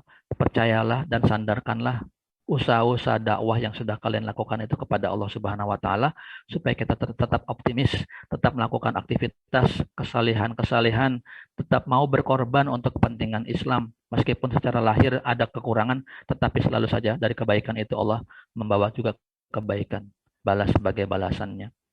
Jadi tidak ada yang diprioritaskan, baca saja semuanya, kecuali ada beberapa surat yang memang bukan diprioritaskan, bukan berarti yang lain tidak perlu, tetapi ada waktu-waktu tertentu di mana kita membutuhkan bacaan surat tertentu untuk tujuan tertentu. Rasulullah SAW memberikan panduannya untuk kita baca. Demikian. Soalan seterusnya pada Zainul. Bagaimana keadaannya jika seorang ibu dan ayah yang berjihad untuk menghantar anak untuk menghafaz dan belajar Al-Quran, sedangkan dalam keadaan ibu ayahnya yang masih berusaha untuk faham Al-Quran sedikit demi sedikit untuk menghafal pasukan. Jazakallah khairan pertanyaannya. Bagaimana seandainya kita ingin mencetak anak memahami dan menghafal Al-Quran sementara kita sebagai orang tua belum memiliki ilmu seperti itu? Ya sangat bagus, ya, karena toh ya dulu tadi saya sampaikan, tidak semua para sahabat itu juga hafal Quran 30 juz. Khalid bin Walid radhiyallahu anhu, Khalid bin Walid radhiyallahu anhu yang juga sangat berjasa dalam berbagai macam peperangan di zaman Rasul sallallahu alaihi wasallam. Beliau bukan orang yang hafal Quran. Ya, tapi beliau punya jasa sangat luar biasa di medan perang di mana seluruh tubuhnya banyak sekali luka-luka karena senjata-senjata dalam peperangan. Beliau ini orang yang sering berdoa kepada Allah Subhanahu wa taala untuk mati syahid di medan jihad, tetapi pada akhirnya matinya di atas kasur, ya. Tetapi kemuliaan Khalid bin Walid dalam sejarah Islam dan juga tentunya di mata kita semuanya sangat hebat. Dan insya Allah beliau mendapatkan pahala seperti apa yang beliau lakukan. Kita sebagai orang tua, meskipun kita tidak memahami dan mempunyai hafalan seperti apa yang ingin kita cetak dari anak kita, tidak apa-apa.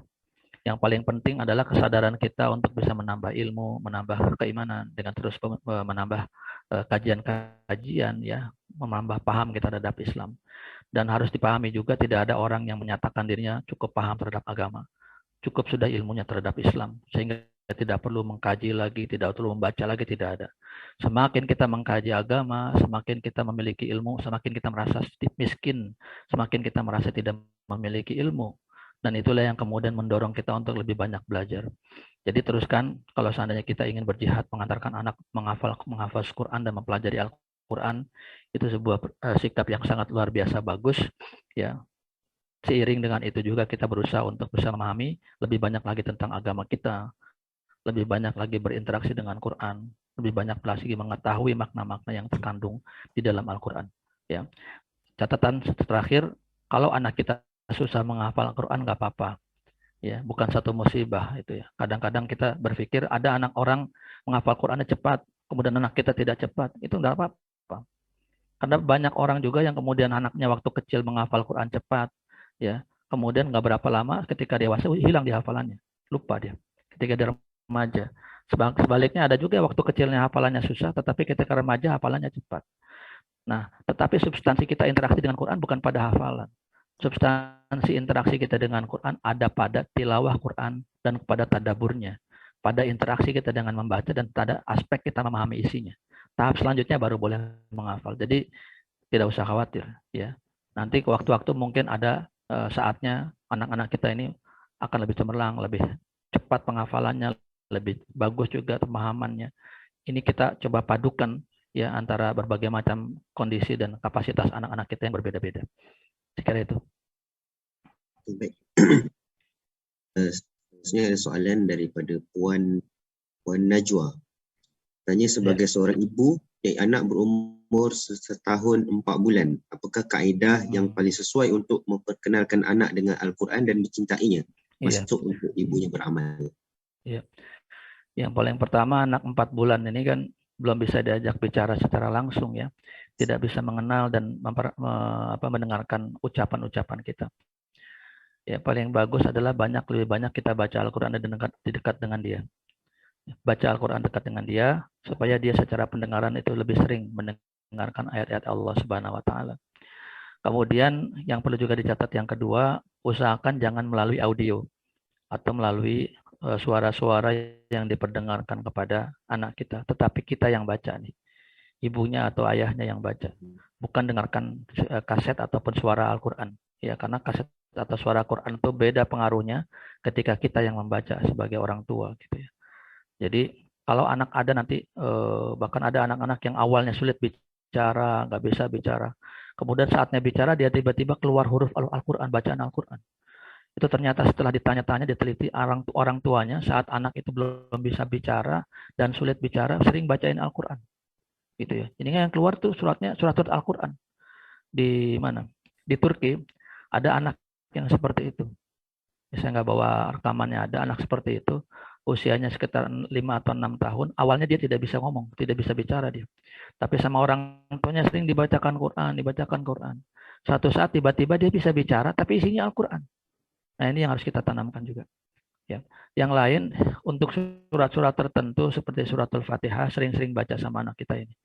Jangan sampai pahala Allah Subhanahu wa taala yang diberikan untuk anak kita ketika mereka menghafal suratul Fatihah, ya, itu kemudian datangnya kepada guru-gurunya di sekolah gitu. Ya boleh guru-gurunya di sekolah, di masjid boleh mendapat pahala mengajarkan anak kita. Tapi kita sebagai orang tua, orang yang lebih layak dan lebih berhak mendapatkan pahala untuk mengajarkan anak-anak kita membaca suratul Fatihah. Dan suratul Fatihah ini adalah surat yang paling dibaca setiap hari oleh anak kita di masa mendatang ketika dia dewasa dan remaja dan dewasa. Jangan sampai pahala orang anak kita membaca suratul Fatihah itu tidak ngalir kepada kita. Tidak datang kepada kita, tetapi ada orang lain. Nah, kita ajarkan dia, sering-sering kita ucapkan suratul Fatihah ya kepada anak kita ini supaya mereka ini sering dengar suratul Fatihah dari kita lalu dihafal. Ya, paling tidak itu yang mungkin bagus kita lakukan untuk memperkenalkan mereka dengan Al-Qur'an. Begitu, Ustaz.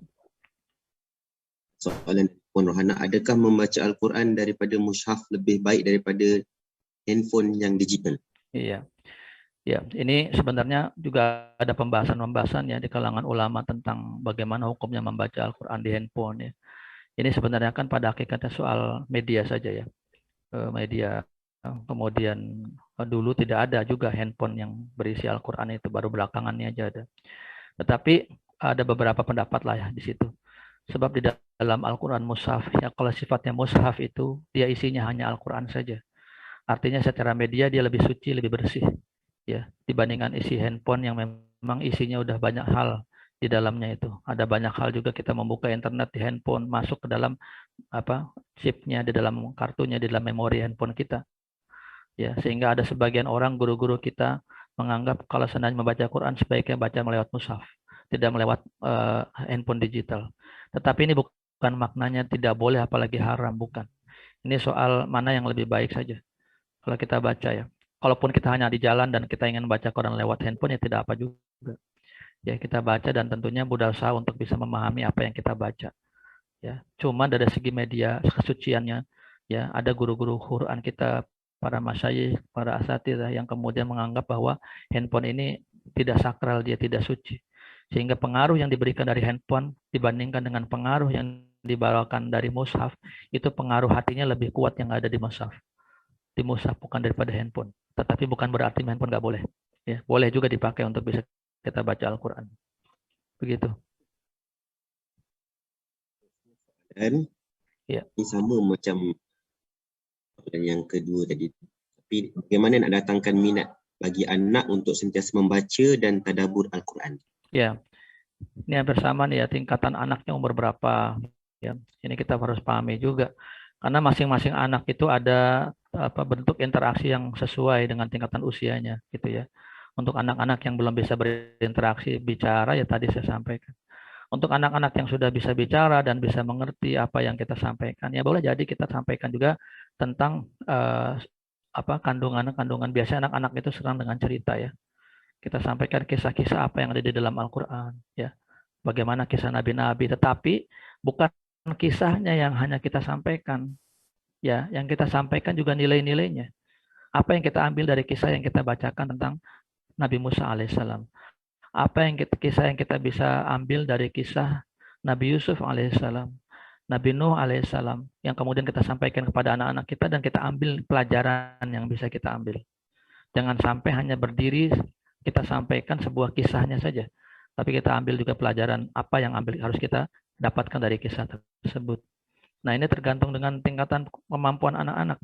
Ada juga anak-anak yang kemudian juga sudah waktunya kita coba kenalkan dan hafalkan dengan surat-surat pendek. Ya, sekaligus kita pahamkan mereka juga tentang maknanya. Tentang surat Al-Ikhlas, tentang surat Al-Falaq, tentang surat An-Nas ya. Yang kemudian bisa kita ambil pelajaran supaya mereka ini menjadi orang-orang yang terlindung dari godaan setan. Ya, mereka punya paham tentang tentang Allah Subhanahu wa taala. Tentang setan mereka juga paham, tentang tantangan-tantangan supaya mereka tetap optimis, tetap berani ya menghadapi ke situasi apapun dalam kehidupan. Itulah yang kemudian kita ajarkan kepada mereka. Bagaimana surat ini turun ya, surat-surat ini turun, surat Al-Ikhlas, surat Al-Falaq, surat An-Nas kita sampaikan kepada anak-anak. Nanti ketika anak-anak sudah lebih besar lagi, mungkin kita bisa menyampaikan hal-hal yang lebih besar lagi daripada pemahaman Al-Quran. Jadi disesuaikan saja dengan situasi ataupun kondisi anak-anak sesuai dengan usianya. Dan saat ini Bapak Ibu semua, cara kita menyampaikan Al-Quran, pelajaran-pelajaran tentang Islam kepada anak-anak kita, mungkin lebih khusus lagi. Karena anak-anak kita nih yang dewasa, yang udah remaja, udah dewasa itu lebih banyak juga berinteraksi dengan internet. Informasi-informasi apa saja ada di dalam internet. Dan mereka punya karakter sulit berkonsentrasi lebih lama. Ya, mereka cuma bisa konsentrasi beberapa menit. Ya, setelah itu mereka tidak konsentrasi lagi. Nah, ini coba kita gali lagi bagaimana cara kita bisa menyampaikan pelajaran-pelajaran tentang keislaman, keimanan, tentang Al-Qur'an ini secara lebih simpel yang sesuai dengan anak-anak generasi milenial. Ya, yang tidak sama dengan model-model orang tua dulu. Orang-orang tua dulu suka membaca buku tebal-tebal gitu. Anak-anak sekarang tidak mau baca buku. Orang anak sekarang hanya memperoleh informasi secara simpel, secara sangat singkat di media sosial, melalui TikTok yang sangat singkat, melalui Instagram yang sangat singkat, melalui YouTube juga mereka cari poin-poin yang sangat singkat, yang tidak lama-lama. Mereka nggak mau lama-lama. Tetapi mereka tetap sebagai objek dakwah kita yang harus kita perhatikan, untuk kita sapa, untuk kita masukkan nilai-nilai kebaikan, bagaimana mereka caranya bisa menerima nilai-nilai itu tersebut dari apa yang kita lakukan. Jadi disesuaikan dengan tingkatan anak-anak tersebut. Dari Puan Mazniha, adakah salah satu indikator terhalangnya manfaat Al-Quran apabila hati kita sibuk mencintai dunia? Mana terlalu? Adakah salah satu? Oh, ini dari Mbak Zniha ya? Iya, Mbak Zniha. Ada salah satu indikator. Jadi cara kita, indikator terhalangnya kita dari manfaat Al-Quran apabila kita sibuk mencintai dunia, ya kita bisa rasakan sendiri ya. Kalau kita orientasinya tujuannya keduniaan, ya, maka otomatis ya kita nggak suka dengan Al-Quran. Otomatis kita tidak cenderung apalagi mencintai Al-Quran. Hati kita tidak cenderung. Apalagi kita mempelajari isi Al-Quran. Karena Al-Quran itu isinya adalah, yang utama adalah iman kepada Allah dan iman kepada hari akhir. Al-imanu billahi wal yaumil akhir. Orang yang cinta dunia tidak suka diberikan nasihat tentang cinta Allah dan cinta hari akhirat. Karena bagi dia, cinta pada dunia berarti cinta kepada materi. Berarti dia juga punya pemahaman bahwa kehidupan ini total semuanya ada di dunia ini. Ketika dia dapat bahagia dengan materinya itu, ya dia bahagia dengan dunianya. Tidak mempunyai orientasi ke akhiratan ataupun tipis. Kecuali orang ini mencintai dunia dalam konteks dia untuk bisa mencintai akhirat. Kecuali kalau dia misalnya boleh kemudian kaya dari dunia, tapi dia tujuannya kaya di dunia ini adalah menjadi orang yang bisa banyak bernafkah, bersedekah, berinfak untuk dakwah misalnya, untuk Islam, untuk banyak fakir miskin, kecuali itu. Selain itu, orang mencintai dunia pada dasarnya akan menjauhkan dia dari Al-Quran. Karena dia tidak akan suka dinasihati untuk urusan-urusan yang urusannya bukan dunia. Sedangkan Al-Quran isinya, orientasinya adalah mengingatkan orang pada akhirat, kepada Allah Subhanahu wa Ta'ala. Itu ya, kurang lebih. Terusnya soalan dari Puan Husna Fauzi. Saya pernah ditanya oleh non-Muslim, bagaimana kita boleh yakin bahawa ajaran Al-Quran yang diturunkan 1400 tahun dulu masih relevan dan untuk masa sekarang, sedangkan manusia dan zaman berubah? Iya, yang paling pertama, kita bisa menjawab bukan tuduhan ya, pertanyaan-pertanyaan itu dengan macam-macam motif daripada yang dilakukan dan disampaikan kepada kita. Ada orang-orang yang menanyakan ini hanya sekedar tes aja ya, untuk sekedar menguji kita aja gitu ya. Kita jelaskan apapun kepada dia, dia juga tetap tidak menambah, menjadi yakin, kemudian menjadi masuk Islam juga.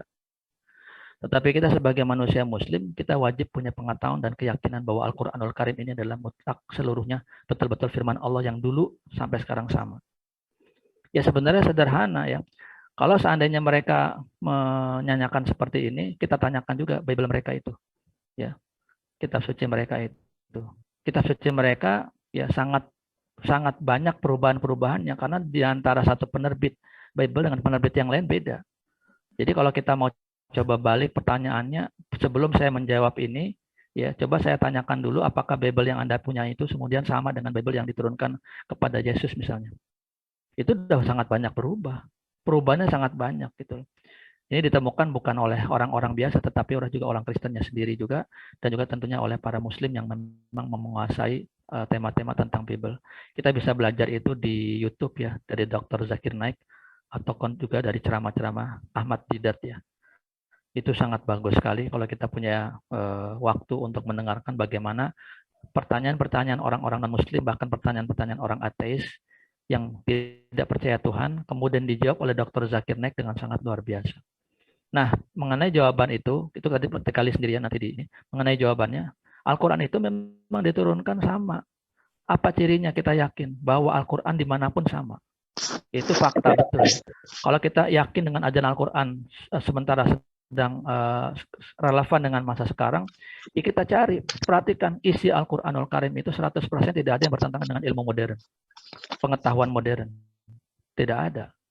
Di situ disampaikan misalnya sekarang zaman sudah berubah, manusia sudah modern, tetapi semua informasi-informasi hasil penemuan-temuan ilmuwan modern 100% nggak ada yang bertentangan dengan Al-Quranul Karim. Berarti dia sesuai dengan seluruh zaman. Ya, sedangkan di zaman-zaman sejarah orang-orang Kristen dahulu banyak sekali penemuan-penemuan yang berdasarkan oleh para pemikir-pemikir Kristen bertentangan dengan ilmuwan modern. Ya, sekarang tidak ada. Ya, kalaupun ada penemuan modern yang bertentangan dengan Al-Quran, itu penemuannya belum final, dia. Belum sampai selesai. Tetapi masih dalam tahap proses penemuan-penemuan berikutnya yang insya Allah pada akhirnya akan sesuai dengan Al-Quranul Karim.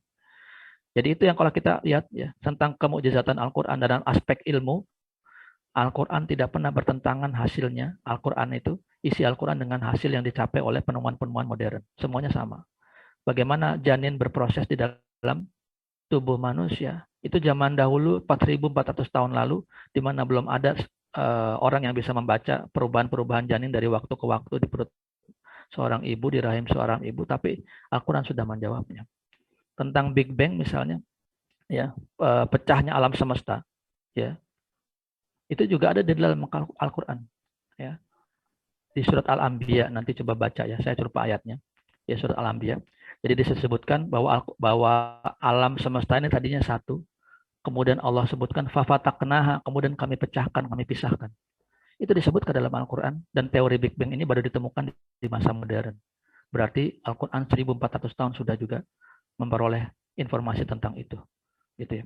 Nah, inilah yang kemudian harus diteliti. Nah, ada orang-orang non-muslim yang menyampaikan perlu kita penjelasan jauh, ada juga yang perlu yang sedekat. Yang dekat-dekat itu ya kita coba balikkan dia bagaimana dia sendiri yakin bahwa Bible itu adalah satu kitab yang memang disampaikan oleh Tuhan kepada Yesus misalnya. Itu sudah tidak bisa dijawab. Karena sudah banyak sekali perubahan-perubahan yang dialami oleh Bible. Kalau mereka perlu tindak lanjut lagi, tadi sampaikan bahwa banyak informasi-informasi yang disampaikan Al-Quran 1400 tahun lalu tidak bertentangan dengan informasi dari penemuan ilmuwan modern pada saat ini. Jadi artinya Al-Quran selaras, ya, sejalan dengan apa yang ada di dalam manusia. Banyak sekali hal lain, misalnya secara psikologis ya. Contoh misalnya kalau saya ingin agak bicara panjang, ya. Contoh tentang hukum waris yang diturunkan Allah Subhanahu wa taala dalam Al-Quran. Tidak ada agama satupun di dunia yang memperhatikan soal harta waris atau pembagian harta milik orang yang sudah meninggal. Hanya Islam satu-satunya. Dan itu disebutkan oleh Allah Subhanahu wa taala secara detail, bukan hanya dalam bentuk angka 1 dan 2, tetapi dalam bentuk angka desimal dalam arti 1/2, 1/3, 1/4, 1/6, 1/8, dan 2/3. Ya. Kejelasan Allah Subhanahu wa taala bicara tentang waris itu menandakan bahwa Al-Quran mengetahui ada substansi masalah besar dalam manusia ketika dia membagi warisan orang yang meninggal. Ini penting. Sebab orang yang meninggal ketika tidak ada aturan warisnya pasti akan menimbulkan percekcokan di antara keluarga. Dan ini terjadi. Ya. Harta-harta yang sudah diperoleh oleh orang tua ketika orang tua itu meninggal tidak diatur masalah pembagian warisnya. Kemudian banyak perpecahan di dalam keluarga. Di luar negeri pun begitu. Tapi kalau di luar negeri, orang-orang yang tidak kenal dengan hukum waris Islam, mereka menggunakan hukum wasiat, di mana orang tua menuliskan wasiat, dan itu telah menjadi rujukan utama pembagian waris setelah dia meninggal. Tapi itu pun mendatangkan banyak efek yang sangat berbahaya bagi masyarakat, dan terutama keluarga yang bersangkutan. Tapi Islam membahas masalah itu. Dalam Al-Quran, ada masalah zakat 2,5% dari zakat mal. Itu tidak disebutkan di dalam Al-Quran 2,5%-nya. Tapi dijelaskan di dalam Al-Quran, di dalam sunnah Rasulullah SAW. Sementara waris dijelaskan secara detail di dalam Al-Quran surat An-Nisa ayat 11-14 ya, yang paling besar. Kemudian Al-Quran tidak menjelaskan sholat 5 waktu. Ya, pagi, siang, sore, malam, nama sholatnya, dan sebagainya. Meskipun itu adalah sebuah kewajiban. Tetapi itu dijelaskan lewat sunnah Rasulullah SAW. Bahwa ada simbol-simbol ayat menjelaskan itu sholat subuh ada, menjelaskan itu sholat zuhur ada, tetapi tidak disatukan dalam satu ayat ataupun penjelasan yang lebih jelas di dalam Al-Quran tentang 5 waktu tersebut. 5 waktu tersebut dia dijelaskan di dalam Al-Quran, di dalam Sunnah Rasulullah SAW. Jadi bahwa ada hal-hal yang memang sangat relevan ya dengan agama kita, dengan kehidupan kita, diantaranya adalah syariat Islam itu sendiri. Ya, soal pengharaman khamar misalnya, sampai detik ini ya khamar atau minuman keras tetap ditolak oleh manusia secara optimal, hampir seluruh agama. Meskipun ada agama-agama tertentu yang kemudian masih ragu-ragu menolaknya gitu ya. Saya pernah menulis artikel kalau di Indonesia ini ada 5 agama yang ada disahkan di negara. Ada agama Islam, agama Hindu, Buddha, Kristen, Konghucu ya. Dan semua agama yang ada di Indonesia ini menolak orang-orang mengkonsumsi minuman keras. Ada yang kemudian menerima hanya dikonsumsi secara sedikit saja, tapi secara umum menolak. Artinya Al-Quran ini sesuai dengan perubahan zaman. Kapanpun orang akan menolak. Perzinahan sebagai hukum syariat Islam itu ditolak seluruh orang di dunia pada hakikatnya. Ya, kecuali ada orang-orang tertentu yang memang menyimpang cara berpikirnya. Dari dulu 1400 tahun yang lalu Allah Subhanahu wa taala menerangkan zina itu haram. LGBT ya, lesbian, gay, biseksual, dan transseksual itu dilarang oleh Islam sejak dulu. Baru belakangan ini menurut PBB, ini pun masih menurut Liga Bangsa-Bangsa yang kemudian menganggap bahwa LGBT itu adalah hak seksual dari setiap warga negara. Tapi kita alhamdulillah dunia Islam, negara-negara Islam tidak mau menyetujui dan menandatangani kesepakatan PBB atau Liga Bangsa-Bangsa tersebut, termasuk Malaysia. Alhamdulillah. Ya, itu kan yang terjadi. Jadi secara umum ya itu dipahami oleh orang-orang muslim dan non-muslim. Kita lihat syariat-syariat Islam itu memang relevan dengan berbagai zaman perubahan yang ada. Ya, tidak kemudian dulu boleh, kemudian sekarang jadi tidak boleh, atau dulu tidak boleh, sekarang jadi boleh dengan perubahan zaman. Jadi konsistensi ya syariat Islam itulah yang kemudian menegaskan bahwa Islam ataupun Al-Qur'anul Karim ini kemudian menjadi satu kitab suci yang tidak berubah dan kemudian relevan untuk segala zaman. Kurang lebih itu ya. Mudah-mudahan bisa terjawab. Bukan baca betul-betul sikit. Lepas nak ujung ni. Wa inni mursilat Seterusnya insya-Allah soalan daripada Dr. Fauzana. Kekurangan dimaklumkan adalah tidak memahami bahasa Al-Quran. Yep. Yang mana sepatutnya utamakan antara sasaran kita target satu hari satu juzuk, membaca ayat-ayat dengan mengejar sasaran tanpa memahaminya, atau membaca dengan kadar yang lambat sambil membaca terjemahan tapi tak capai sasaran satu juzuk sehari.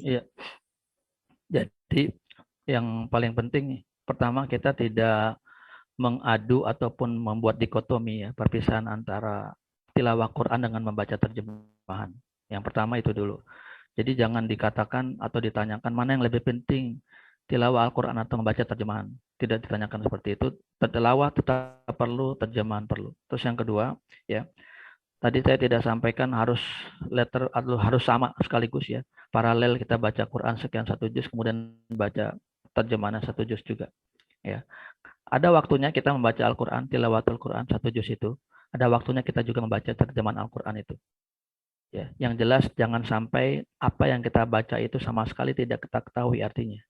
Gitu ya. Ini cara kita nih, karena memang di sini posisinya kita bukan orang yang paham bahasa Arab kan.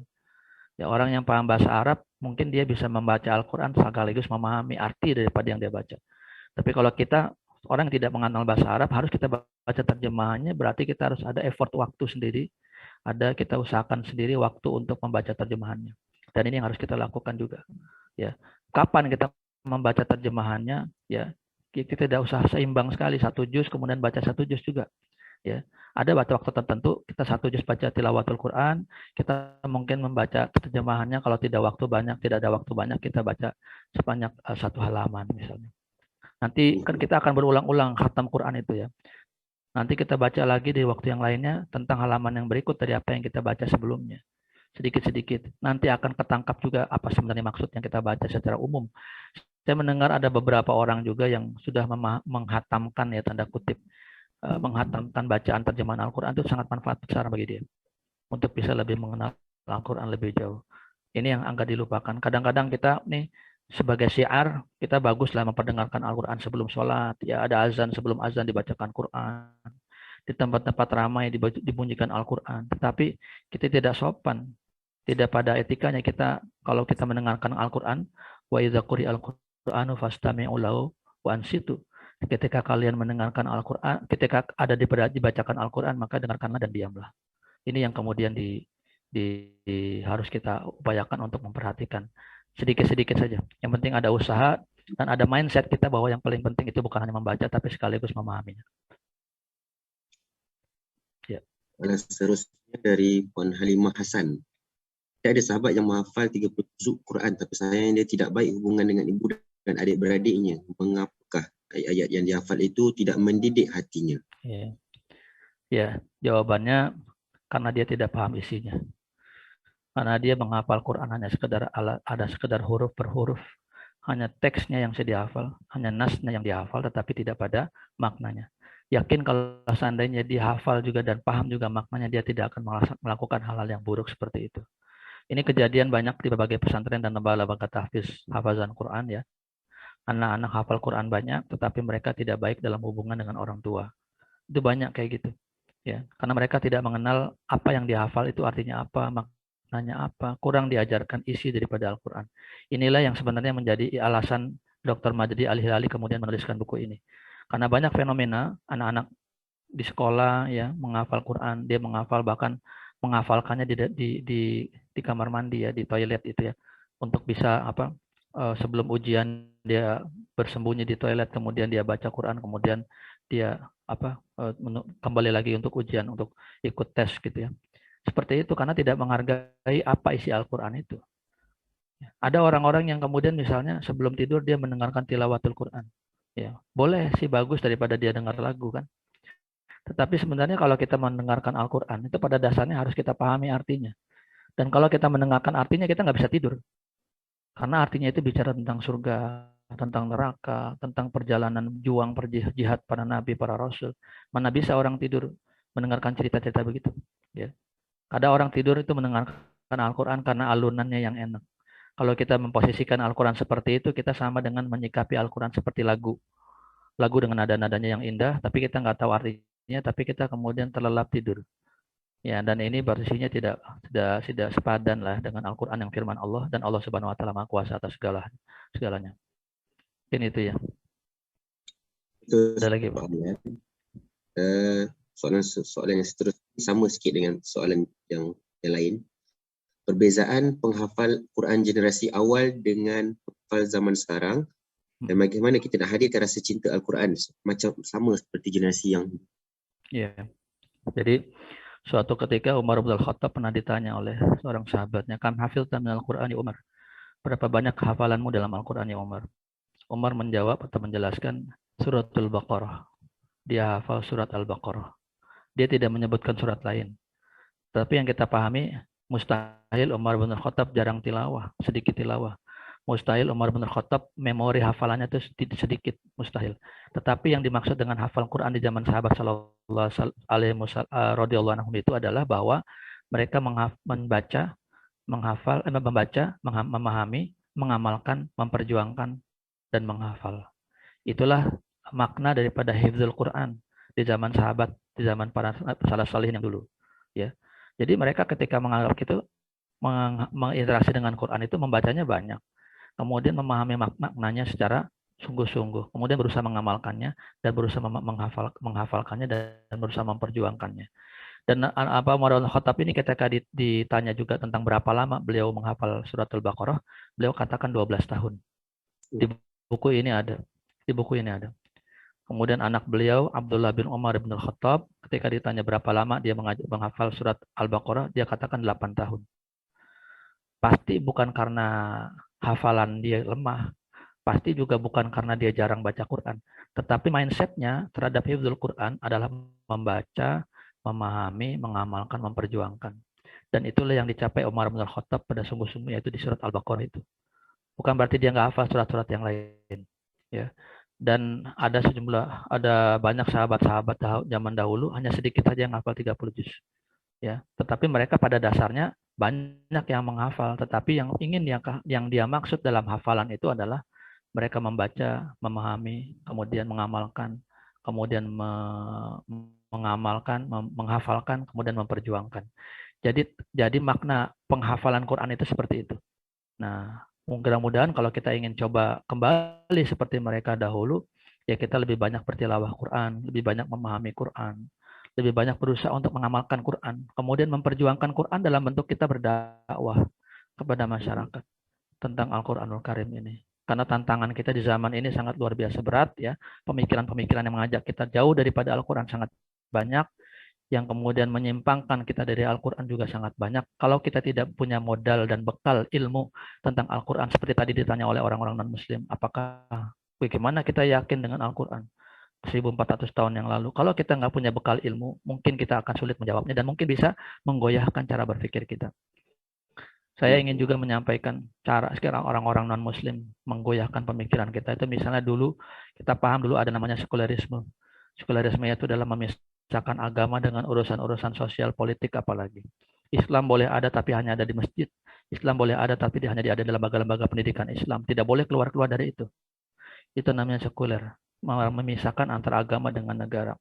Tapi kemudian setelah para sekularisme, orang-orang yang mengusung ide sekuler ini tidak mampu memisahkan umat Islam dengan kehidupannya, maka ada salah satu di antara mereka mengatakan kami sudah nggak mungkin memisahkan Al-Quran, memisahkan Islam dari kehidupan umat Islam. Karena apa?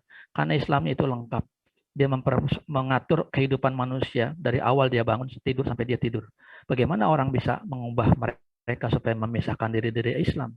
Jadi orang-orang sekuleris sudah tidak mau lagi tidak semangat lagi untuk menjajakan ide sekularismenya pada kita. Sekarang yang agak lebih berbahaya adalah liberalisme. Liberalisme adalah upaya orang-orang yang tidak suka dengan Islam kemudian menggambarkan Islam sebagai agama yang sama dengan agama lain. Semua agama itu sama. Semua agama mengajarkan kebaikan. Kalau semua agama sudah sama dan semua agama mengajarkan kebaikan, pada akhirnya agama sudah tidak diperlukan lagi.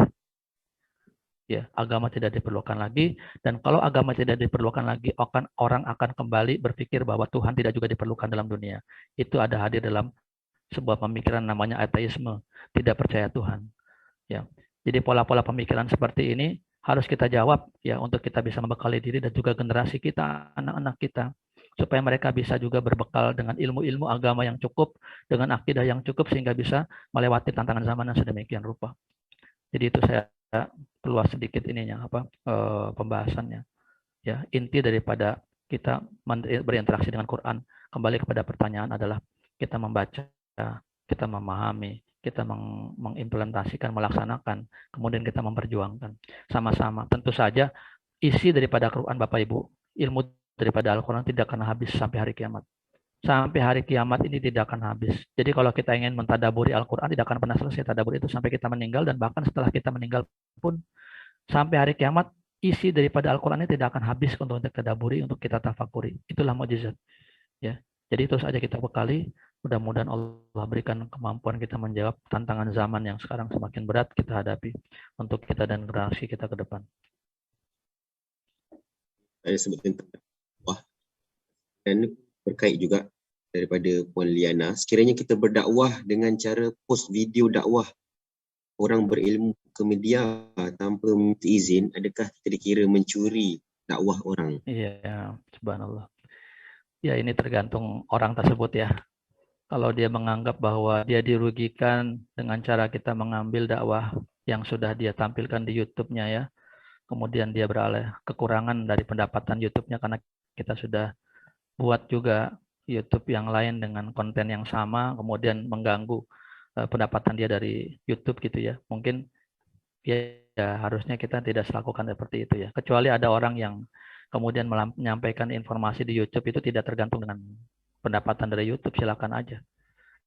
Jadi tergantung yang bersangkutan. Ya, ada orang-orang yang membiarkan dan boleh-boleh saja diambil konten YouTube-nya ya oleh orang dan tidak akan dituntut apa-apa. Ada lagi orang-orang yang memang ya sekaligus dia berdakwah, sekaligus mencari pendapatan, mencari masukan, mencari materi dari YouTube ya. Yang dengan kita ambil berarti pengurangan dari konten pengunjung, konten viewer yang dia dapatkan dari YouTube-nya. Nah, itu kan merugikan.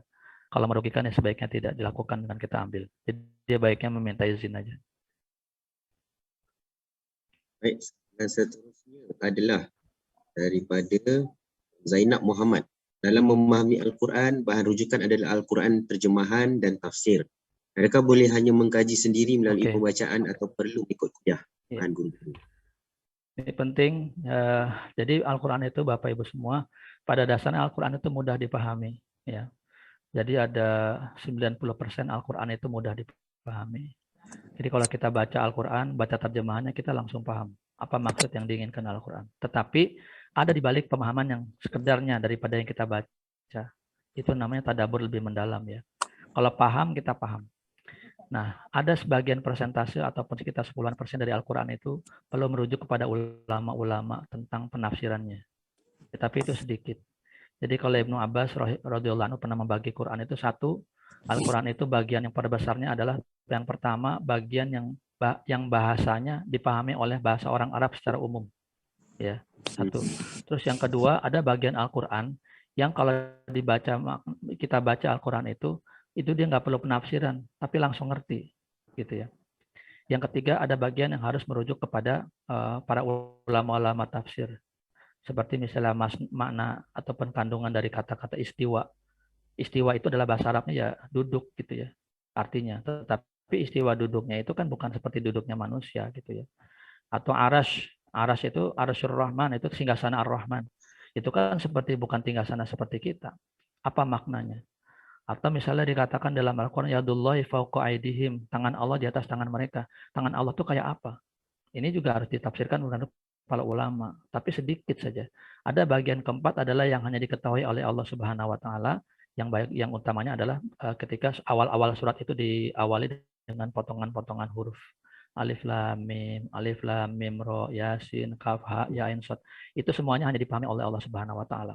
Kita nggak tahu. Ada ulama-ulama tafsir yang kemudian menyampaikan artinya tetapi tidak pasti. Yang paling tahu maknanya adalah Allah Subhanahu wa taala. Gitu. Jadi pada umumnya kita membaca Al-Qur'an dan membaca terjemahannya itu pada umumnya kita ngerti. Walaqad yassarna al-Qur'ana lidzikri fahal min muddakir. Allah, kami sudah mudahkan Al-Qur'an untuk menjadi peringatan, apakah ada di antara orang-orang yang mengambilnya menjadi pelajaran. Jadi Allah sudah mudahkan. Insya Allah sudah mudah dipahami. Apalagi kita baca terjemahannya, apalagi kita baca tafsirnya. Ya, seperti itu. Dan 14 ni mungkin lebih daripada Puan Nur Tipah. Mohon pencerahan kalimah sibrah dalam surah Al-Baqarah ayat 1. Yang mana sih? Pencerahan kalimah sibrah dalam surah Al-Baqarah 1. Ya. Sibrah itu kan celupan ya dalam bahasa Indonesia ya. Dalam bahasa Malaysia apa ya? Celupan. Di celupan itu sesuatu yang tadinya warnanya apa? Ya, warna tertentu ketika dimasukkan ke dalam satu wadah tertentu, maka warnanya berubah gitu ya. Satu celupan ya. Dalam bahasa Indonesia celupan, sibrah.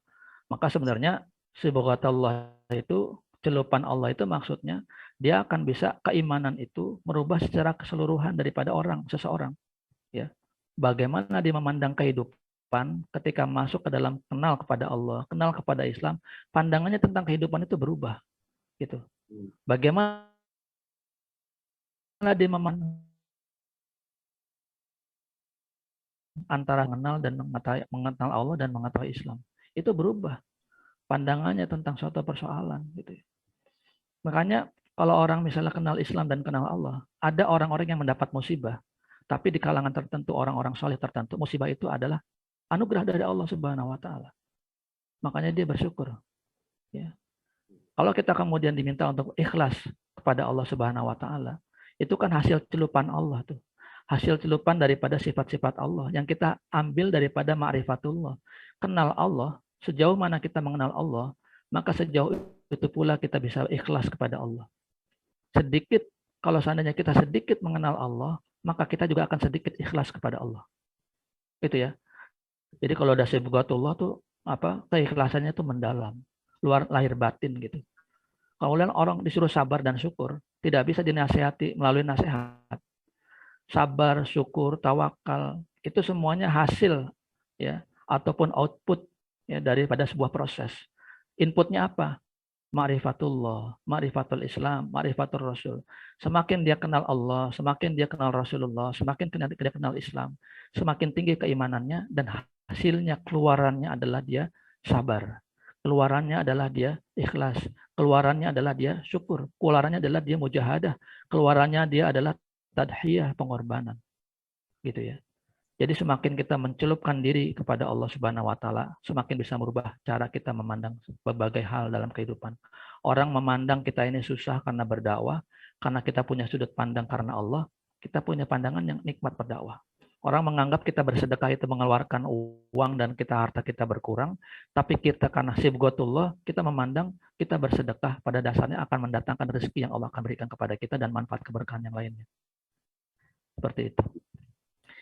Ini waktunya udah habis, Ustaz Akif, udah mau selesai waktunya. Saya soalnya jam 1 ya 5 menit lagi saya mau zoom lagi di tempat lain supaya bisa ada persiapan.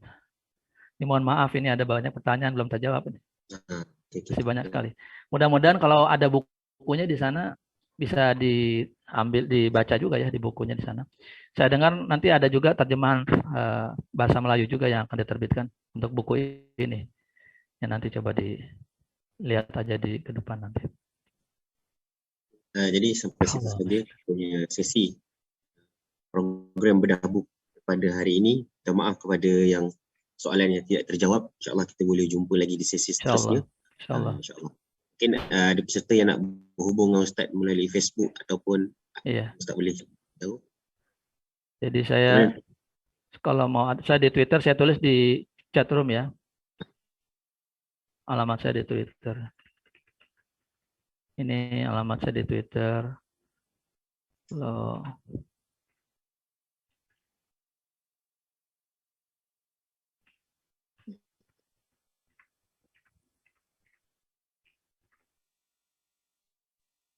Ada 115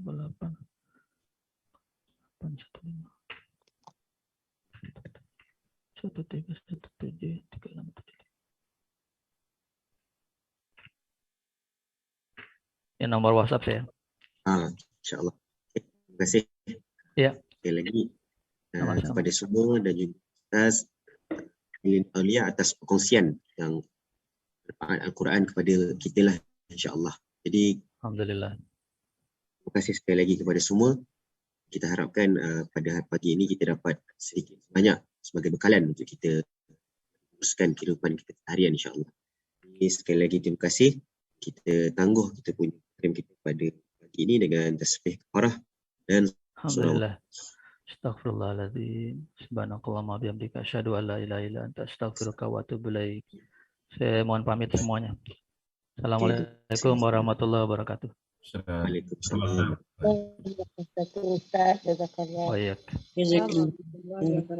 Terima kasih Ustaz. Orang kebenaran tuh.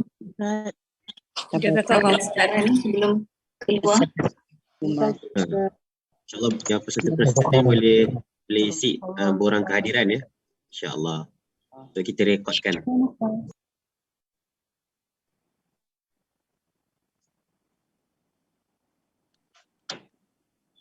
Jazakallah, jazakallah. Amin. Jazakallah khair.